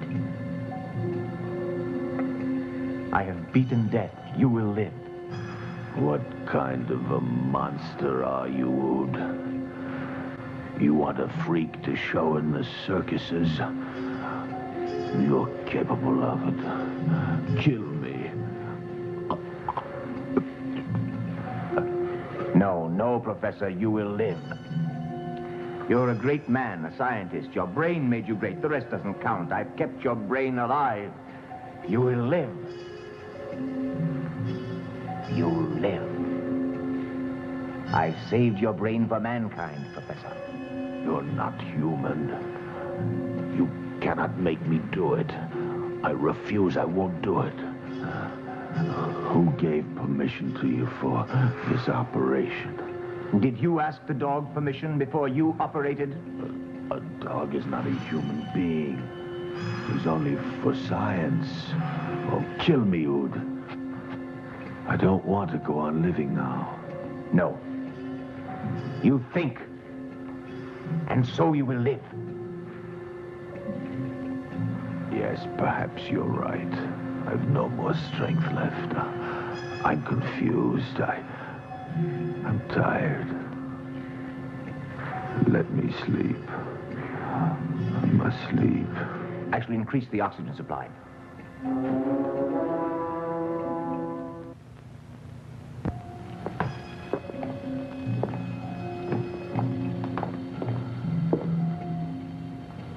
Is he alive? Yes. You may see him.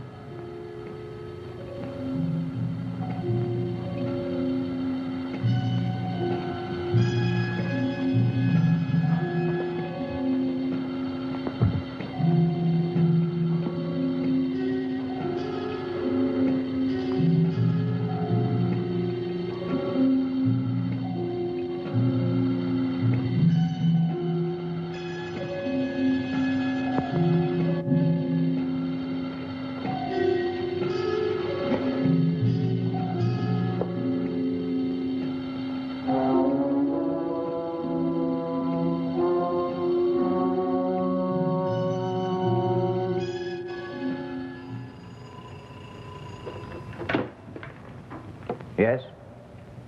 No, Dr. Burke's not here. Hello? Who's speaking, please? No, Miss Sanders, we've had no news of him yet. Why are you worried? He's never done this before. Yes? Have the police been notified? Yes, of course. I've already called the police myself.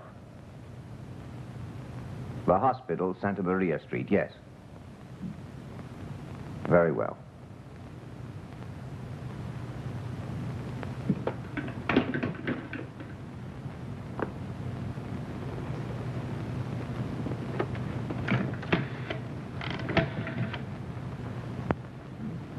Police station? I wish to report a missing person. All right. Who's speaking, please? Dr. Ood. Dr. Walter Burke. Carl Street, 1. Around 40. 6 feet, a build slender. Particular signs? None. For 2 weeks. Good, we'll put out a search for him right away. 1 second, please. Say, weren't you talking about a doctor just now? This is about a doctor who's disappeared. Been gone for 2 weeks. Might be the same man. Give him here. Hello, I'm Inspector Sturm. Who's speaking? Dr. Ood. Another doctor. No, I mean, we have another doctor here. Say, you might want to speak to him. Very well. I'll be there in a half hour.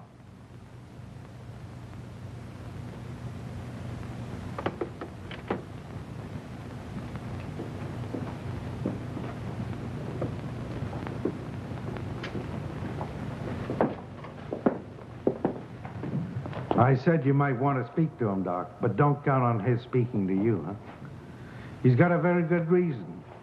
His head's been chopped off. Not a very pretty sight, huh? Looks like he might have got caught in a propeller. Huh, you're a doctor. You must be used to this sort of thing. Yes. But that's not Dr. Burke. Dr. Burke is about 40 years old. That's the body of an old man. Do you recognize this?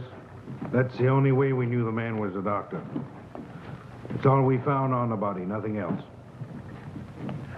A medical school symbol. But I've never seen this ring. I'm sorry.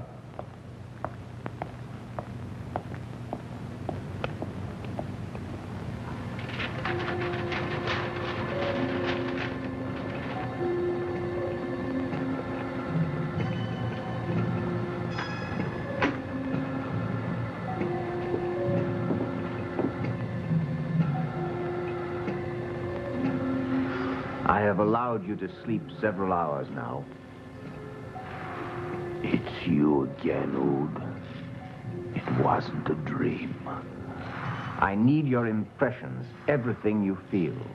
It will help for additional research. Can't you leave me alone to die? Have you no heart? You're talking like an idiot, Abel. Concentrate hard now. You must tell me the formula for Serum Z, you hear? I can't find it in your papers anywhere. I won't let you have it. It's here in my head. You will never know.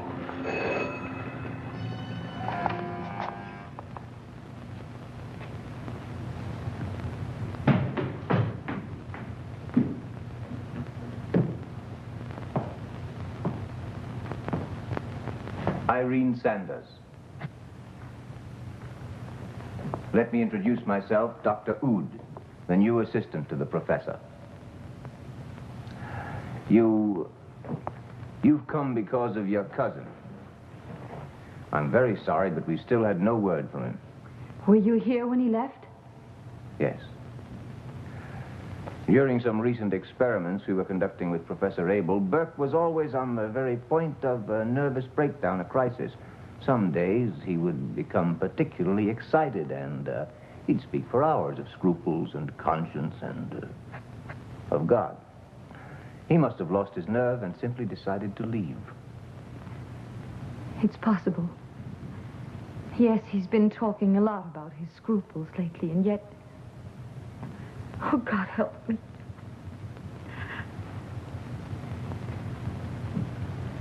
Irene, everything is all right. Dr. Burke told me about the problem you have, and Professor Abel shares my opinion. I've performed such operations often and with success. I will operate on you. No. Don't be afraid of me, Irene. Irene, you want an operation, don't you? Just think a minute how wonderful it's going to be when this lovely face of yours has a normal and beautiful young body to go with it. No. No.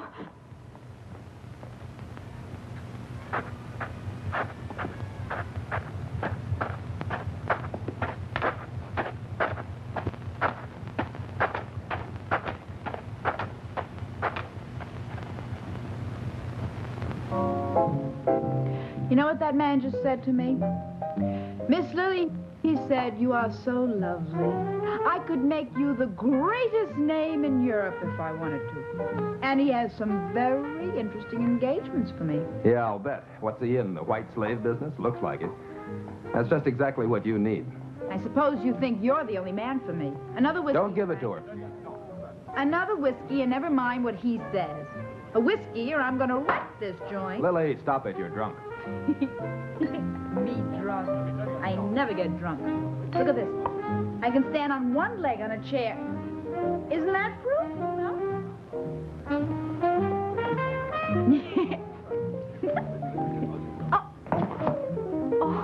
Oh, sorry, mister. I didn't mean to. Don't mention it. See? He's got good manners, not like you. Dance with me? Sure, with pleasure.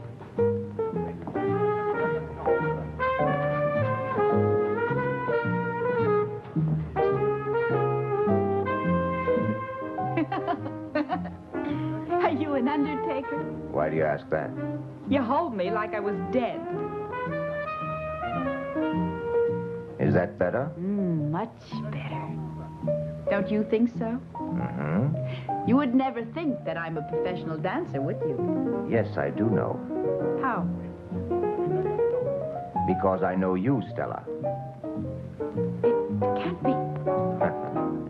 Nothing is impossible. Dr. Brand. No, please, Dr. Ood. Just as you are now, Lily. But I'd never recognized you. You're so changed. The gray hair and... Yes, my illness caused it.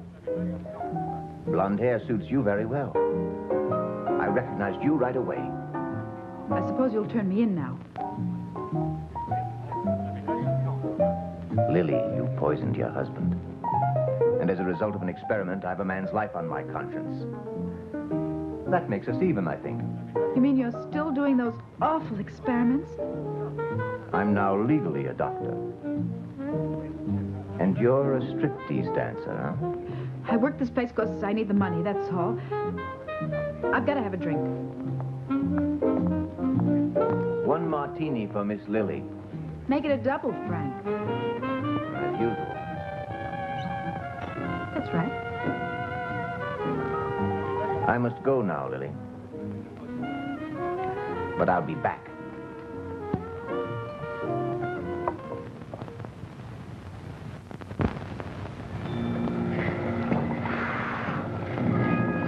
Concentrate very hard now, Professor. Can you recall all the details of Nurse Sander's illness? The vertebral column. Correct. I have studied all aspects of her case, and an operation now will be entirely successful. And a brilliant idea has occurred to me. How do you plan to proceed? I will give her a perfectly formed body, a new body. Are you insane? So you have made one monster already. Haven't you done enough? I will perform the operation which you had planned.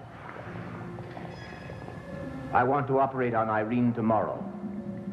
But unfortunately, she refuses to allow me to touch her. I need your help. You must speak to her.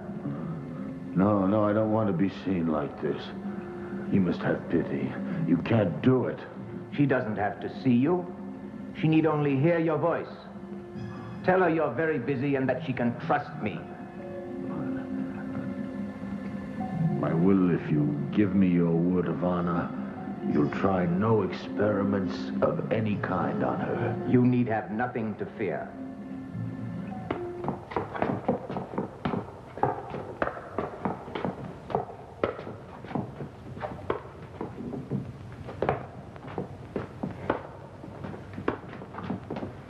Your cousin has written to us. May I please see the letter? I've given it to Professor Abel, but I've read it. It was mailed from somewhere in Austria. Unfortunately, he didn't give his exact address, but we now know that he's safe. He expects to return within a few weeks. Did he say anything about me? Yes. He asked Professor Abel to operate as quickly as possible. But I don't understand. He was against the operation the last time we spoke. Certainly.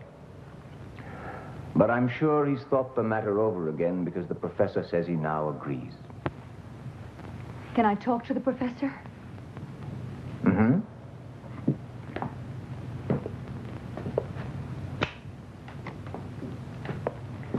Professor Abel, Irene Sanders wishes to speak with you, please.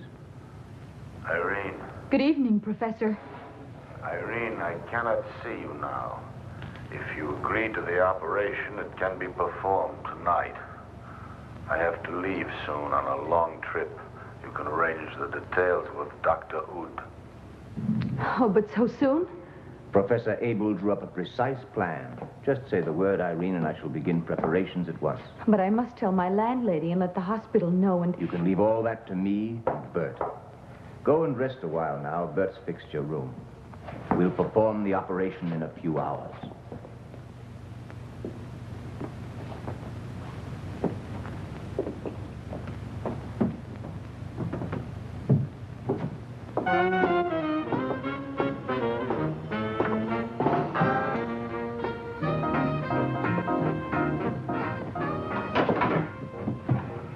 There's just nobody in the place who wants his portrait done. Maybe the boss would like one. Oh, tomorrow I'll find some rich banker who wants me to design a tombstone for his wife. Oh, that's always the way. It's an ill wind that blows nobody no good. Very good, Lily. You really are a born philosopher. Who cares about philosophy? What is it that's troubling you?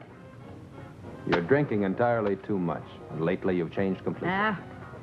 It's such a rat race. This town and these men out there. I hate this lousy life. I'm sick of this place. Who's there?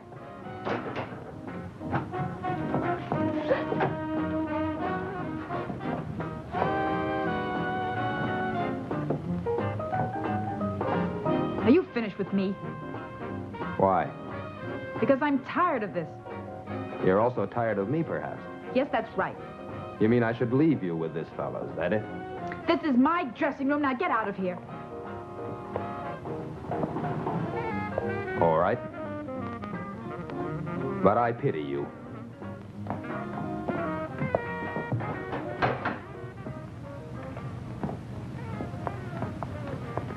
What do you want with me?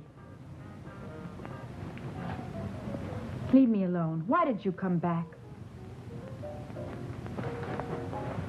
I'm afraid of you. Why afraid, Stella? Don't you still have me to thank for the operation which changed your face and saved your life? Have you forgotten? You've no reason to fear me. I suppose so. I don't know. It's just all my past seems suddenly pressing on me, and Forget all that now. Come on, we'll have some fun. that's a real good idea. Yeah, let's have some fun. I want to dance and hear some music and meet some people and have laughs and... Stop. Don't move for a moment. Why? You still have a beautiful body.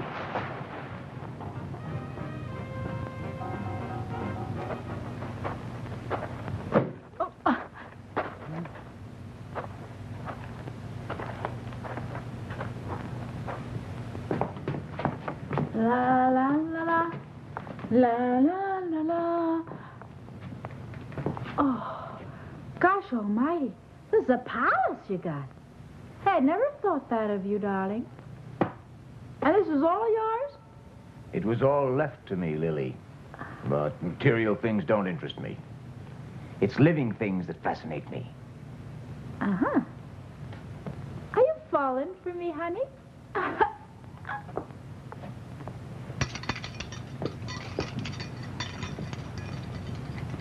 Now, why don't you get me a drink?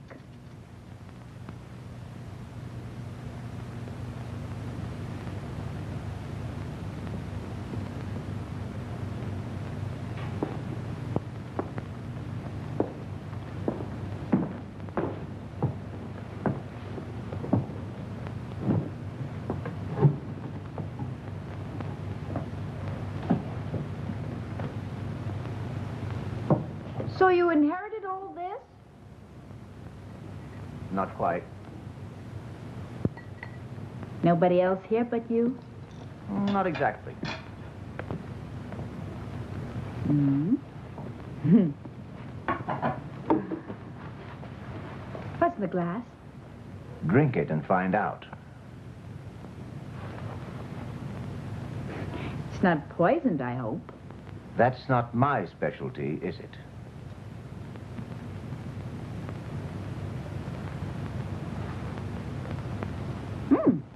It's good. Now you can go to sleep. Yeah, but I'm not ready to go to sleep. Miss Sanders, will you come downstairs, please?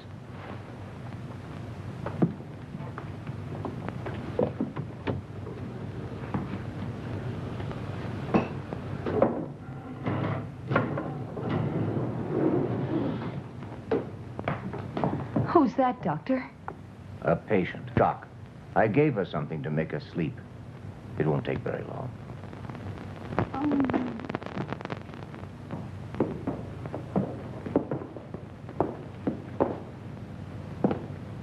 She's a dancer. She has a fabulous body, doesn't she? Will you roll up your left sleeve, please?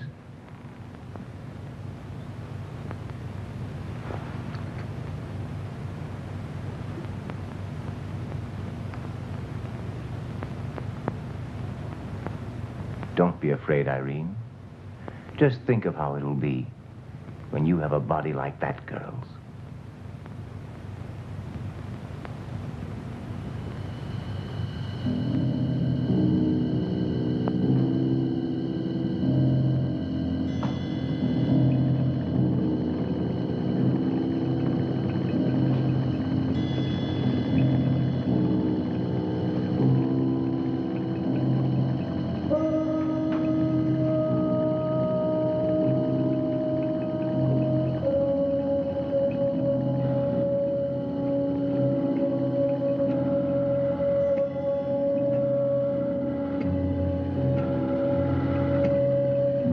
I want you to follow this operation, Abel.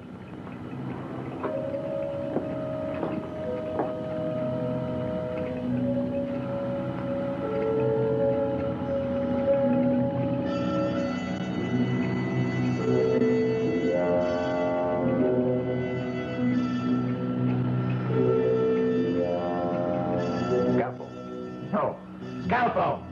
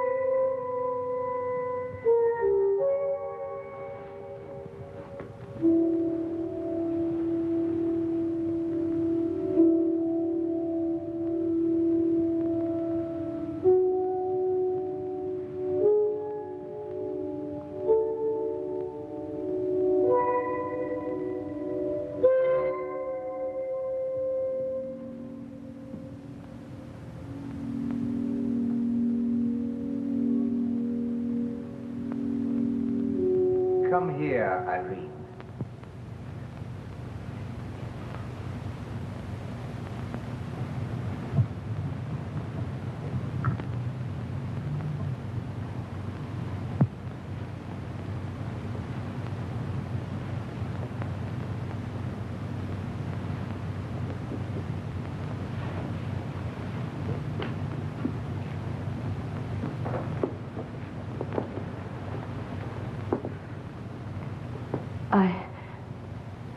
I want to see the professor at once. Professor Abel's away now. How do you feel? Well, I've a strange kind of feeling. As if my whole body were changed. As if my body didn't want to do as I wish. Why must I wear this necklace? So the position of the spinal cord will not be disturbed. In a week or two, we'll remove it. Here, sit down.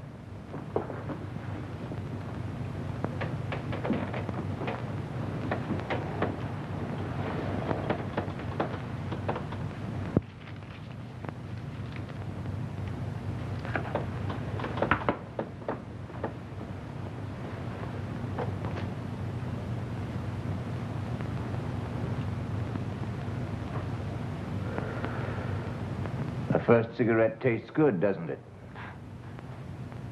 Oh, but I've never smoked before. You'll find that many things will be changed in your life.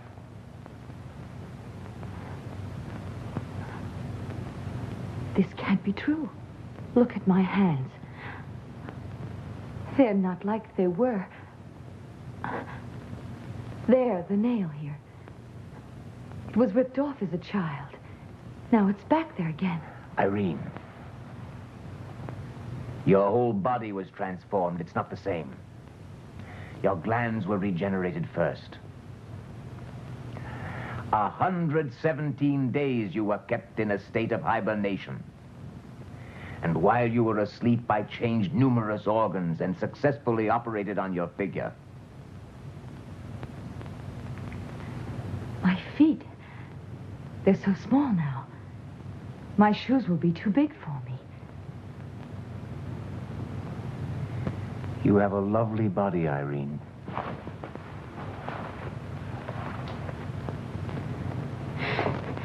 Give me my clothes back. Don't be foolish. We'll get you some new ones tomorrow. But I can't stay like this. Why can't you?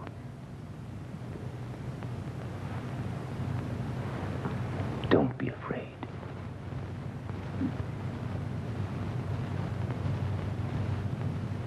The operation's over now. I've left no marks on your lovely body.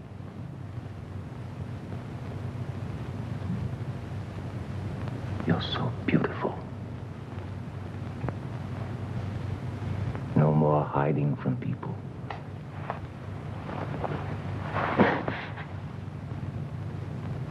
Why run from everything you desire? You can't run away from yourself.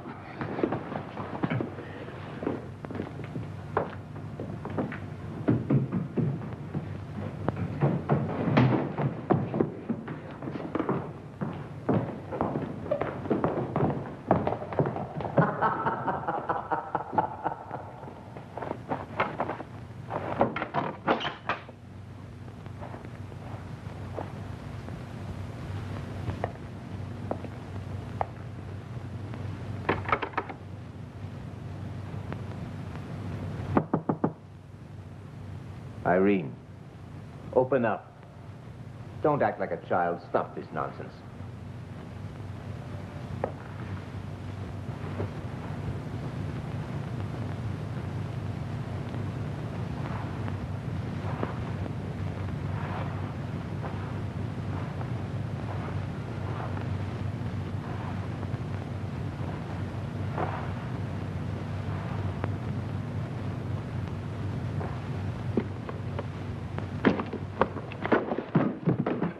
What are you doing?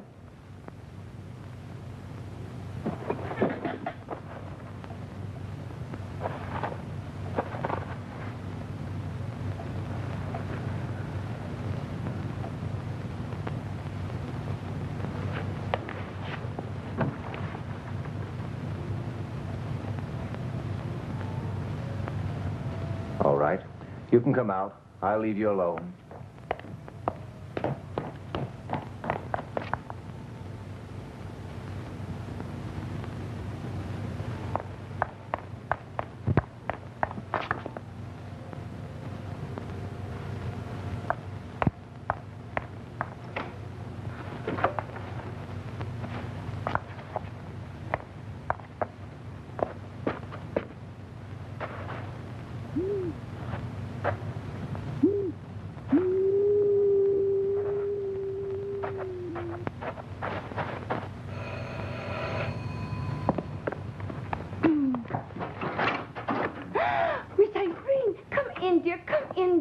Wherever have you been? Why didn't you drop me a card at least? They called many, many times from the hospital to ask when you would be returning. I said I didn't know. Oh, I forgot. Some man called and said you were going to leave for a trip and would be gone for 3 months. I would have called the police then, but you know...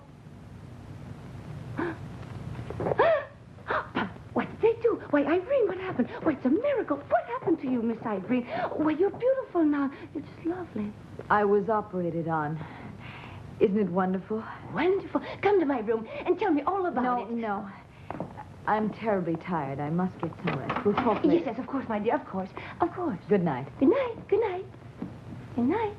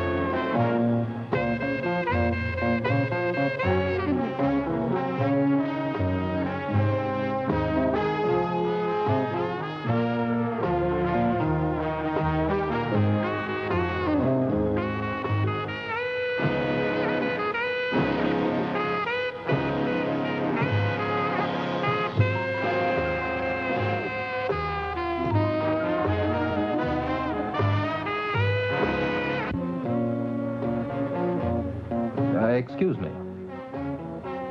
For half a second, I thought you were someone I knew, but... Is this your first time here? Yes. Actually, I'm looking for someone, a dancer whom I was told appears here. Which one is it? There are several. Lily. You're too late for Lily. She's been dead for 3 months. What? What happened to her? We don't know. She was found on the railroad tracks. Her corpse was mangled. Did you know Lily? I met her once a long time ago. It's amazing how much you resemble Lily. You're the image of the girl. It's strange. Same figure, the same dress. How well did you know her? She was my model for a while. I'm a sculptor. My name's Paul Lerner. Was she really pretty? Well, she did have a beautiful body. But she wasn't as lovely as you are. Oh, whiskey, please. You better make that a coffee. Please. Care to dance? I can't. I'm sorry, but I never learned how. Please, let's try.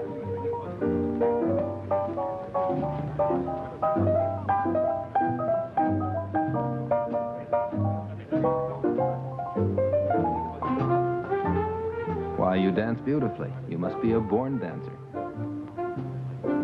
It is curious. I wonder where it was we could have met. I've never seen your face before. But when I close my eyes and feel your body moving, I'm sure we've met before. You mean Lily? Yes. Do you have a picture of her? A few sketches and a bust I did. Why not come up to my place? I'll show you my work at the same time. And I'll make a sketch of you, too. All right. I'd love to.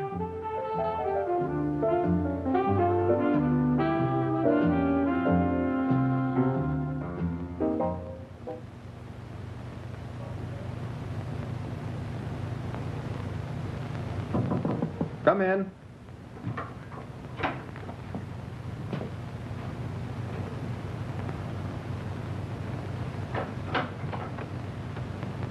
I was afraid you wouldn't come. I promised, didn't I? Take off your coat. All of these are your works? Yes?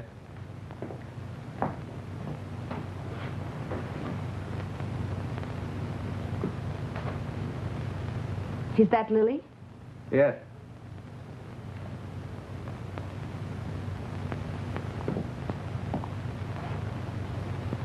And who is that? It'll be you. I want you to model for me. I just want you to loosen your blouse and hold still a while. I want to do a head of you, may I? All right. Sit down over on the stool.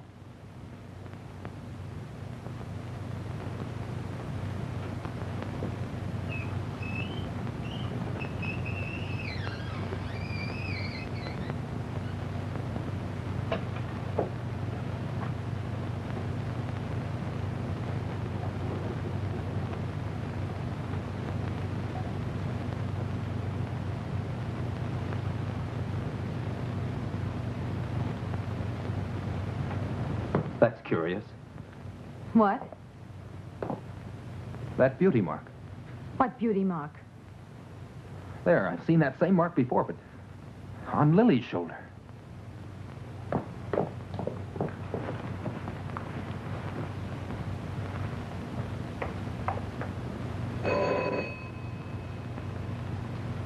Who is it?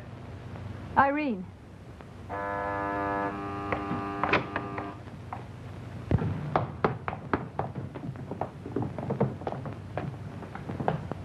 The night of my operation, there was a girl in here. What have you done with her? A girl? She was a patient under my care. I haven't seen her for some time now. A few hours later, her body was discovered, run over by a train. She was a dancer called Lily. And I'm sure she was murdered. Are you accusing me of having murdered her?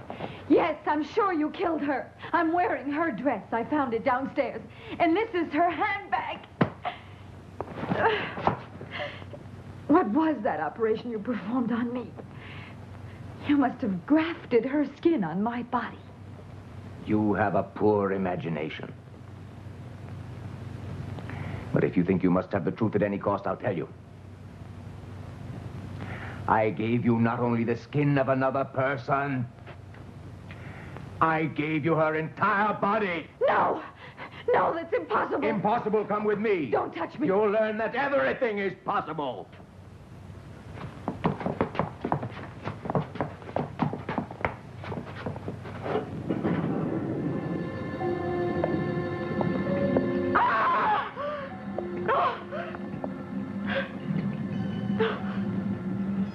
Yes. He did what he said he would. Fantastic. It's amazing. A miracle you're alive. No, please, Irene, don't look at me like this. It was a success. I'm happy for you. You have a normal life now. So this body doesn't belong to me. Yes, it does. But I don't want to live now. You will live. You see, Abel, she's still ruled by her head. I'm wondering, though, if that lovely body will end up by demanding entirely too much of her spirit. Don't listen to Wood. Irene, go, run away. And don't ever come back. But before you go, I have a secret to tell you. Come here, no closer. Irene, pull out the wires. Please, Irene. Get back.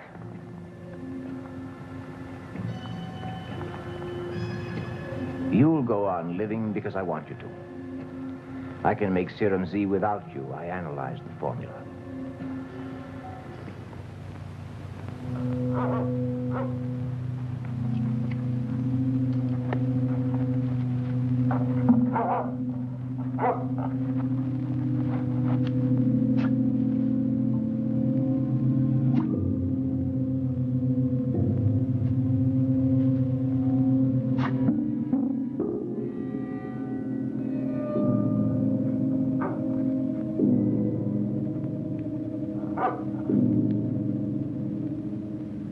When I saw you for the first time, the wonderful clarity of your face fascinated me.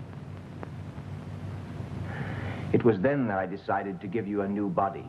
My operation on Professor Abel convinced me that maybe I could repeat the experiment on you, and so I did.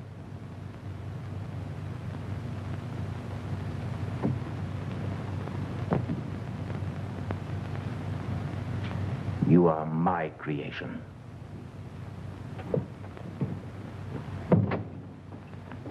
Bert!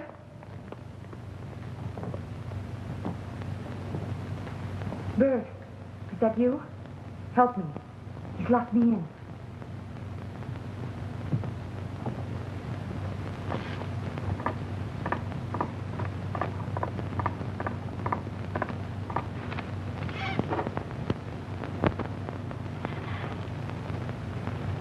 Come, quick. He's in the laboratory. All right. I knew you would help me, Bert.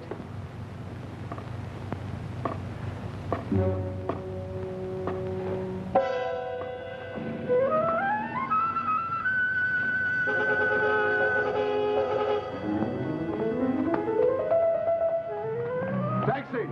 Taxi!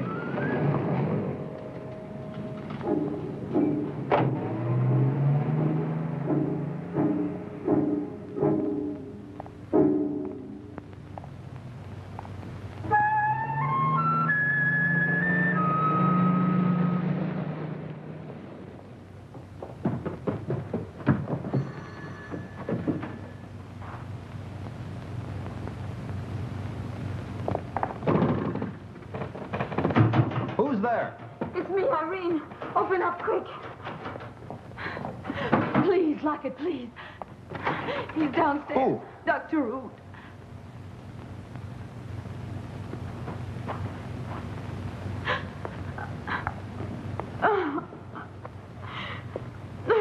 Take it easy, Irene.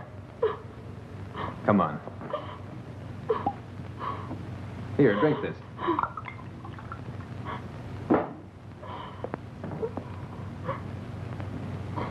This will do you good.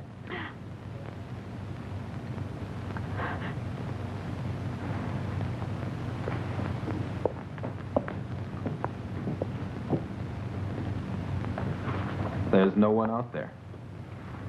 Go on, lie down for a while.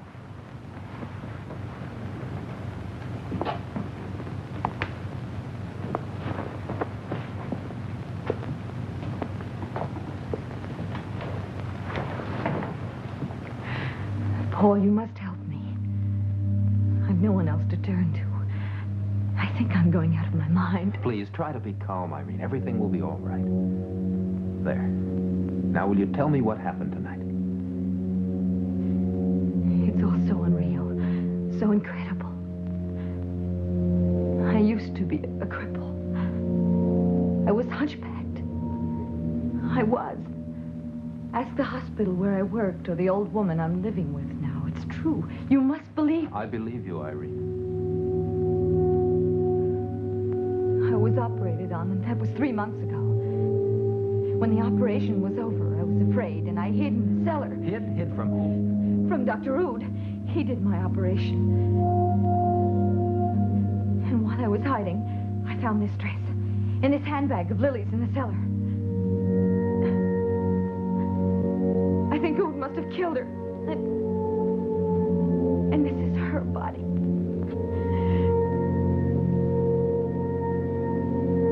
It's my head, Paul.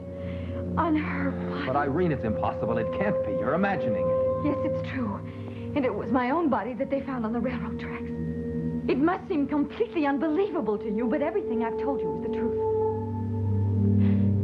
Today I went to see Ood and accused him to his face of having killed poor Lily, and he didn't even deny it. Then he forced me to go and look at it. The decapitated head of Professor Abel, and it was still alive. I saw it myself, and it was speaking to me. Irene. Paul, did you hear him? Don't let him in, please. Who's there? I wish to see Irene, please. Go away or I'll call the police.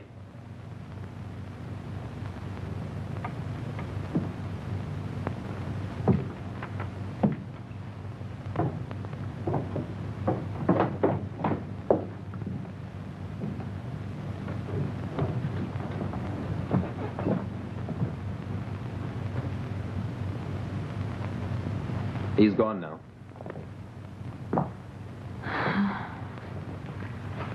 I want to know about Lily. Why? Were you in love with her, Paul? Oh, I don't know. To say I loved her is maybe going too far. It could have been I loved her as an artist may have. As a beautiful form. Which is my past? Which is it? The past of Lily's body or that of my head, Paul? Paul, I'm afraid. Don't be afraid. Now you have a normal body. You can fall in love. You'll be like everyone else. You've no need to feel ashamed. Don't fight against it. Oh, Paul, you're so good. Your face is so lovely. Your eyes. Your mouth.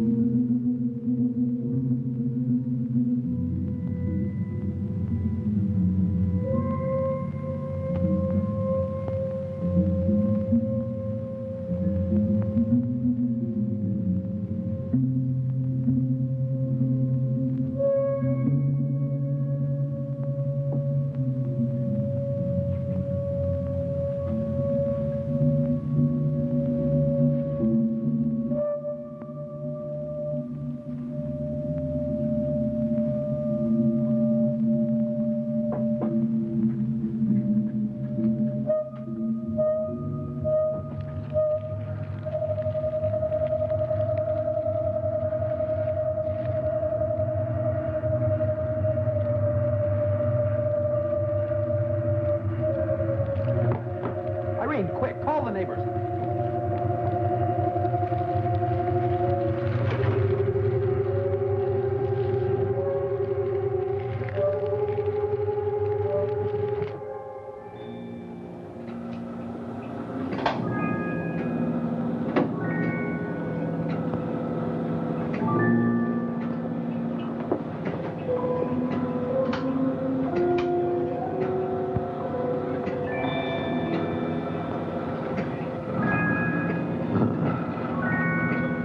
Me, sir. Bert.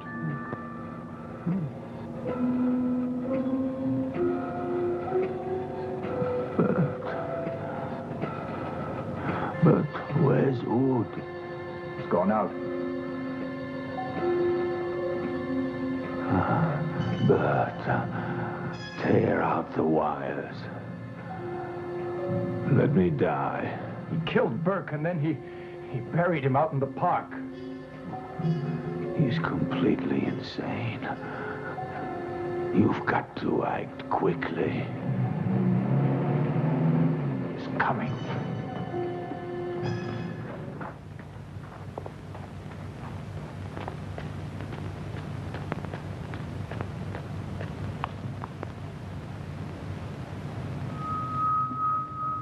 You really prefer that sculptor to me, do you? What a fool you are. Who is that man, anyway? You've told him everything, I heard you. Oh, but you needn't fear. He'll soon be out of the way, too.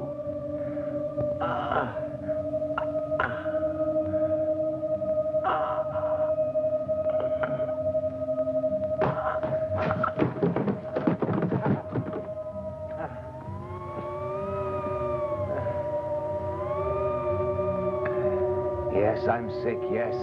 I'm sick. And you're the only one who knows it, but I don't care. You belong to me alone. Professor Hartman experimented on my brain. The results were fantastic. It made a genius of me.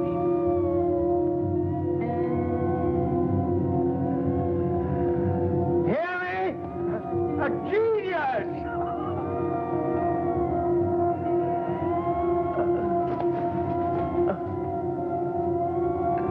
But these spells are the debt I've paid. The price of my genius was madness. My whole being became sick. That moon, and the wind, and that confounded dog.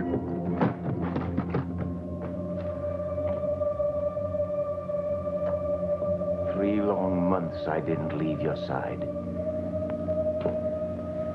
For 3 months, I stood beside the operating table day and night. I fought against death, never stopping. Operation hour after hour. Thousands of blood vessels, nerves, glands, muscles. They all had to be treated and made to function as they did before. 2 whole days and a half. Without stopping for a rest, I worked on you. I remade you.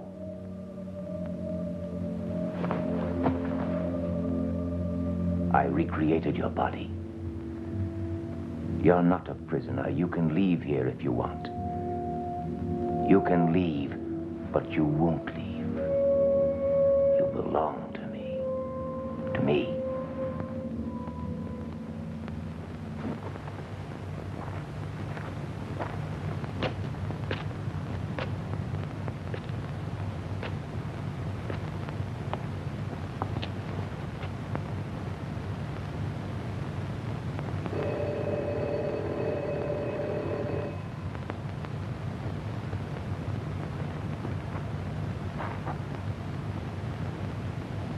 Irene?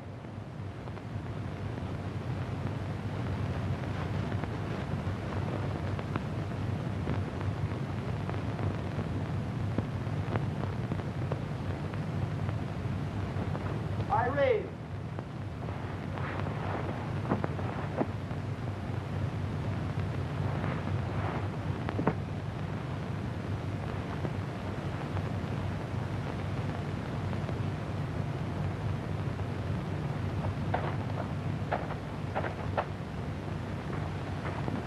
Frank, do you recall one night about 3.5 months back?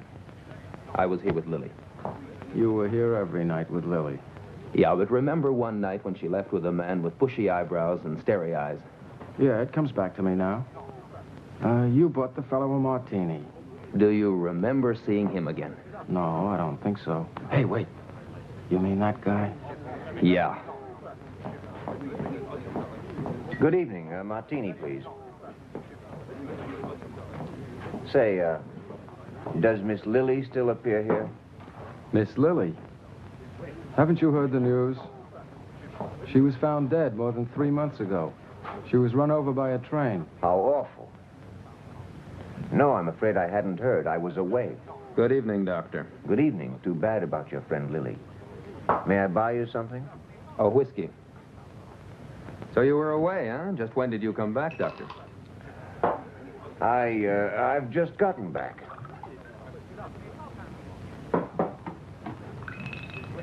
Oh, I'm sorry. This is your glass.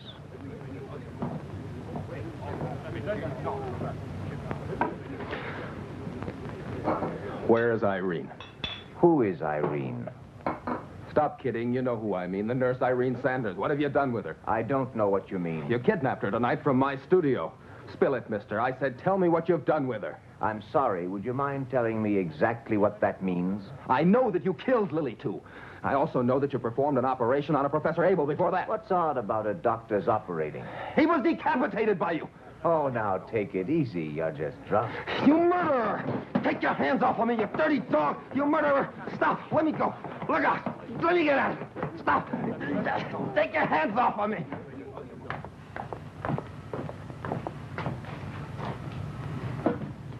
He's left, Professor. You're afraid of Wood, huh? Yes. I feel weak. I can't think now. It's so dark. But stay here with me.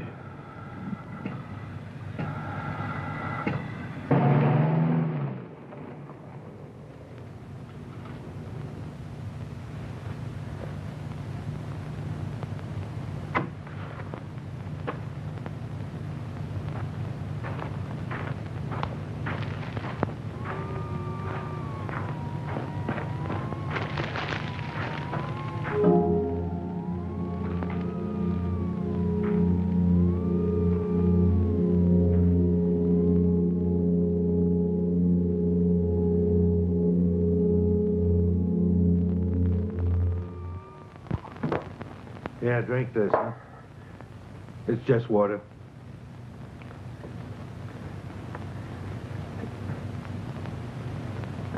All right then, Mr. Lerner. I believe I know you. Haven't we met before? Yes, we met once. It was about the death of a stripteaser called Lily. I found out who it was who murdered her. Well, you don't say.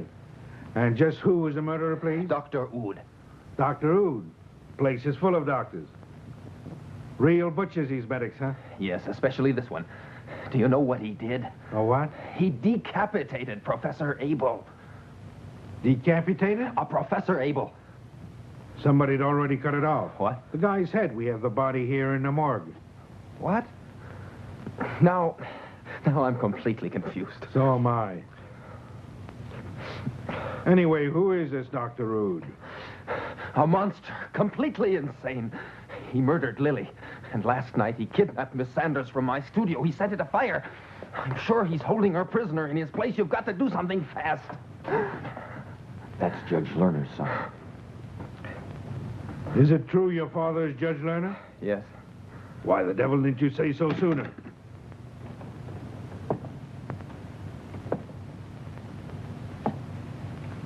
I have decided to leave here, Irene. I will destroy everything. I shall leave no clues behind. We leave early tomorrow morning.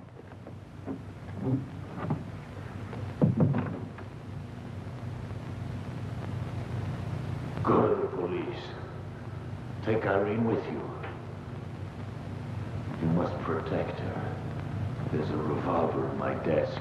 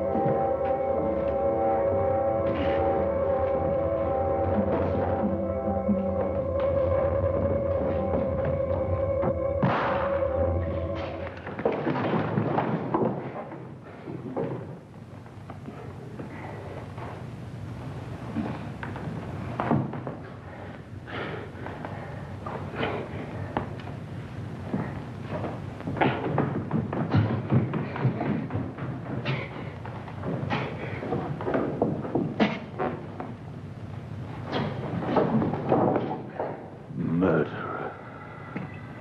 Murderer.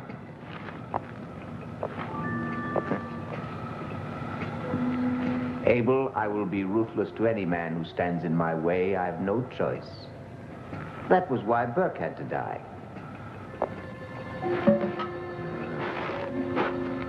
And me too. I was in your way too. It won't be long now. You'll pay for your crimes. You'll pay with your life. You must pay your debt to mankind. Abel, you amuse me. You poor deluded fool. Pay mankind.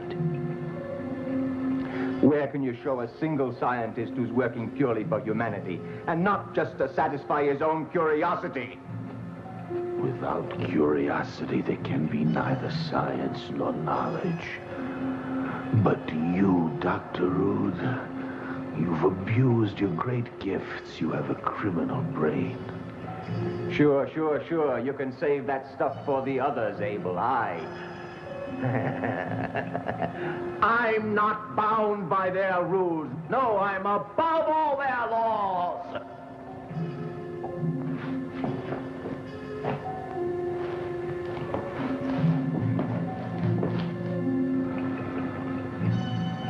I'm disappointed in you. I had hoped that in taking your head from your body, maybe the cause of science would be served.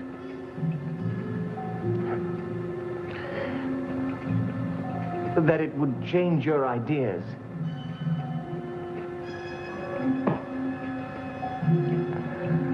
That was foolish. I have succeeded in achieving a scientific miracle, but now the experiment is finished. Now I'll let you die. You may do whatever you like, Dr. Rude. I'm beyond all harm now.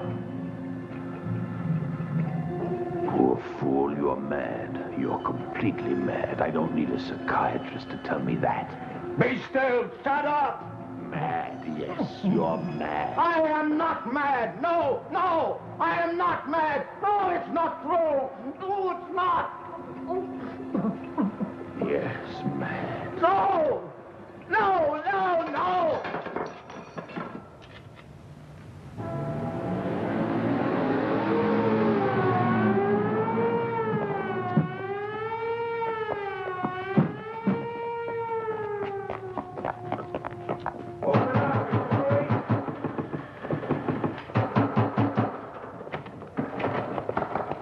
Where's Irene? Take care of this man.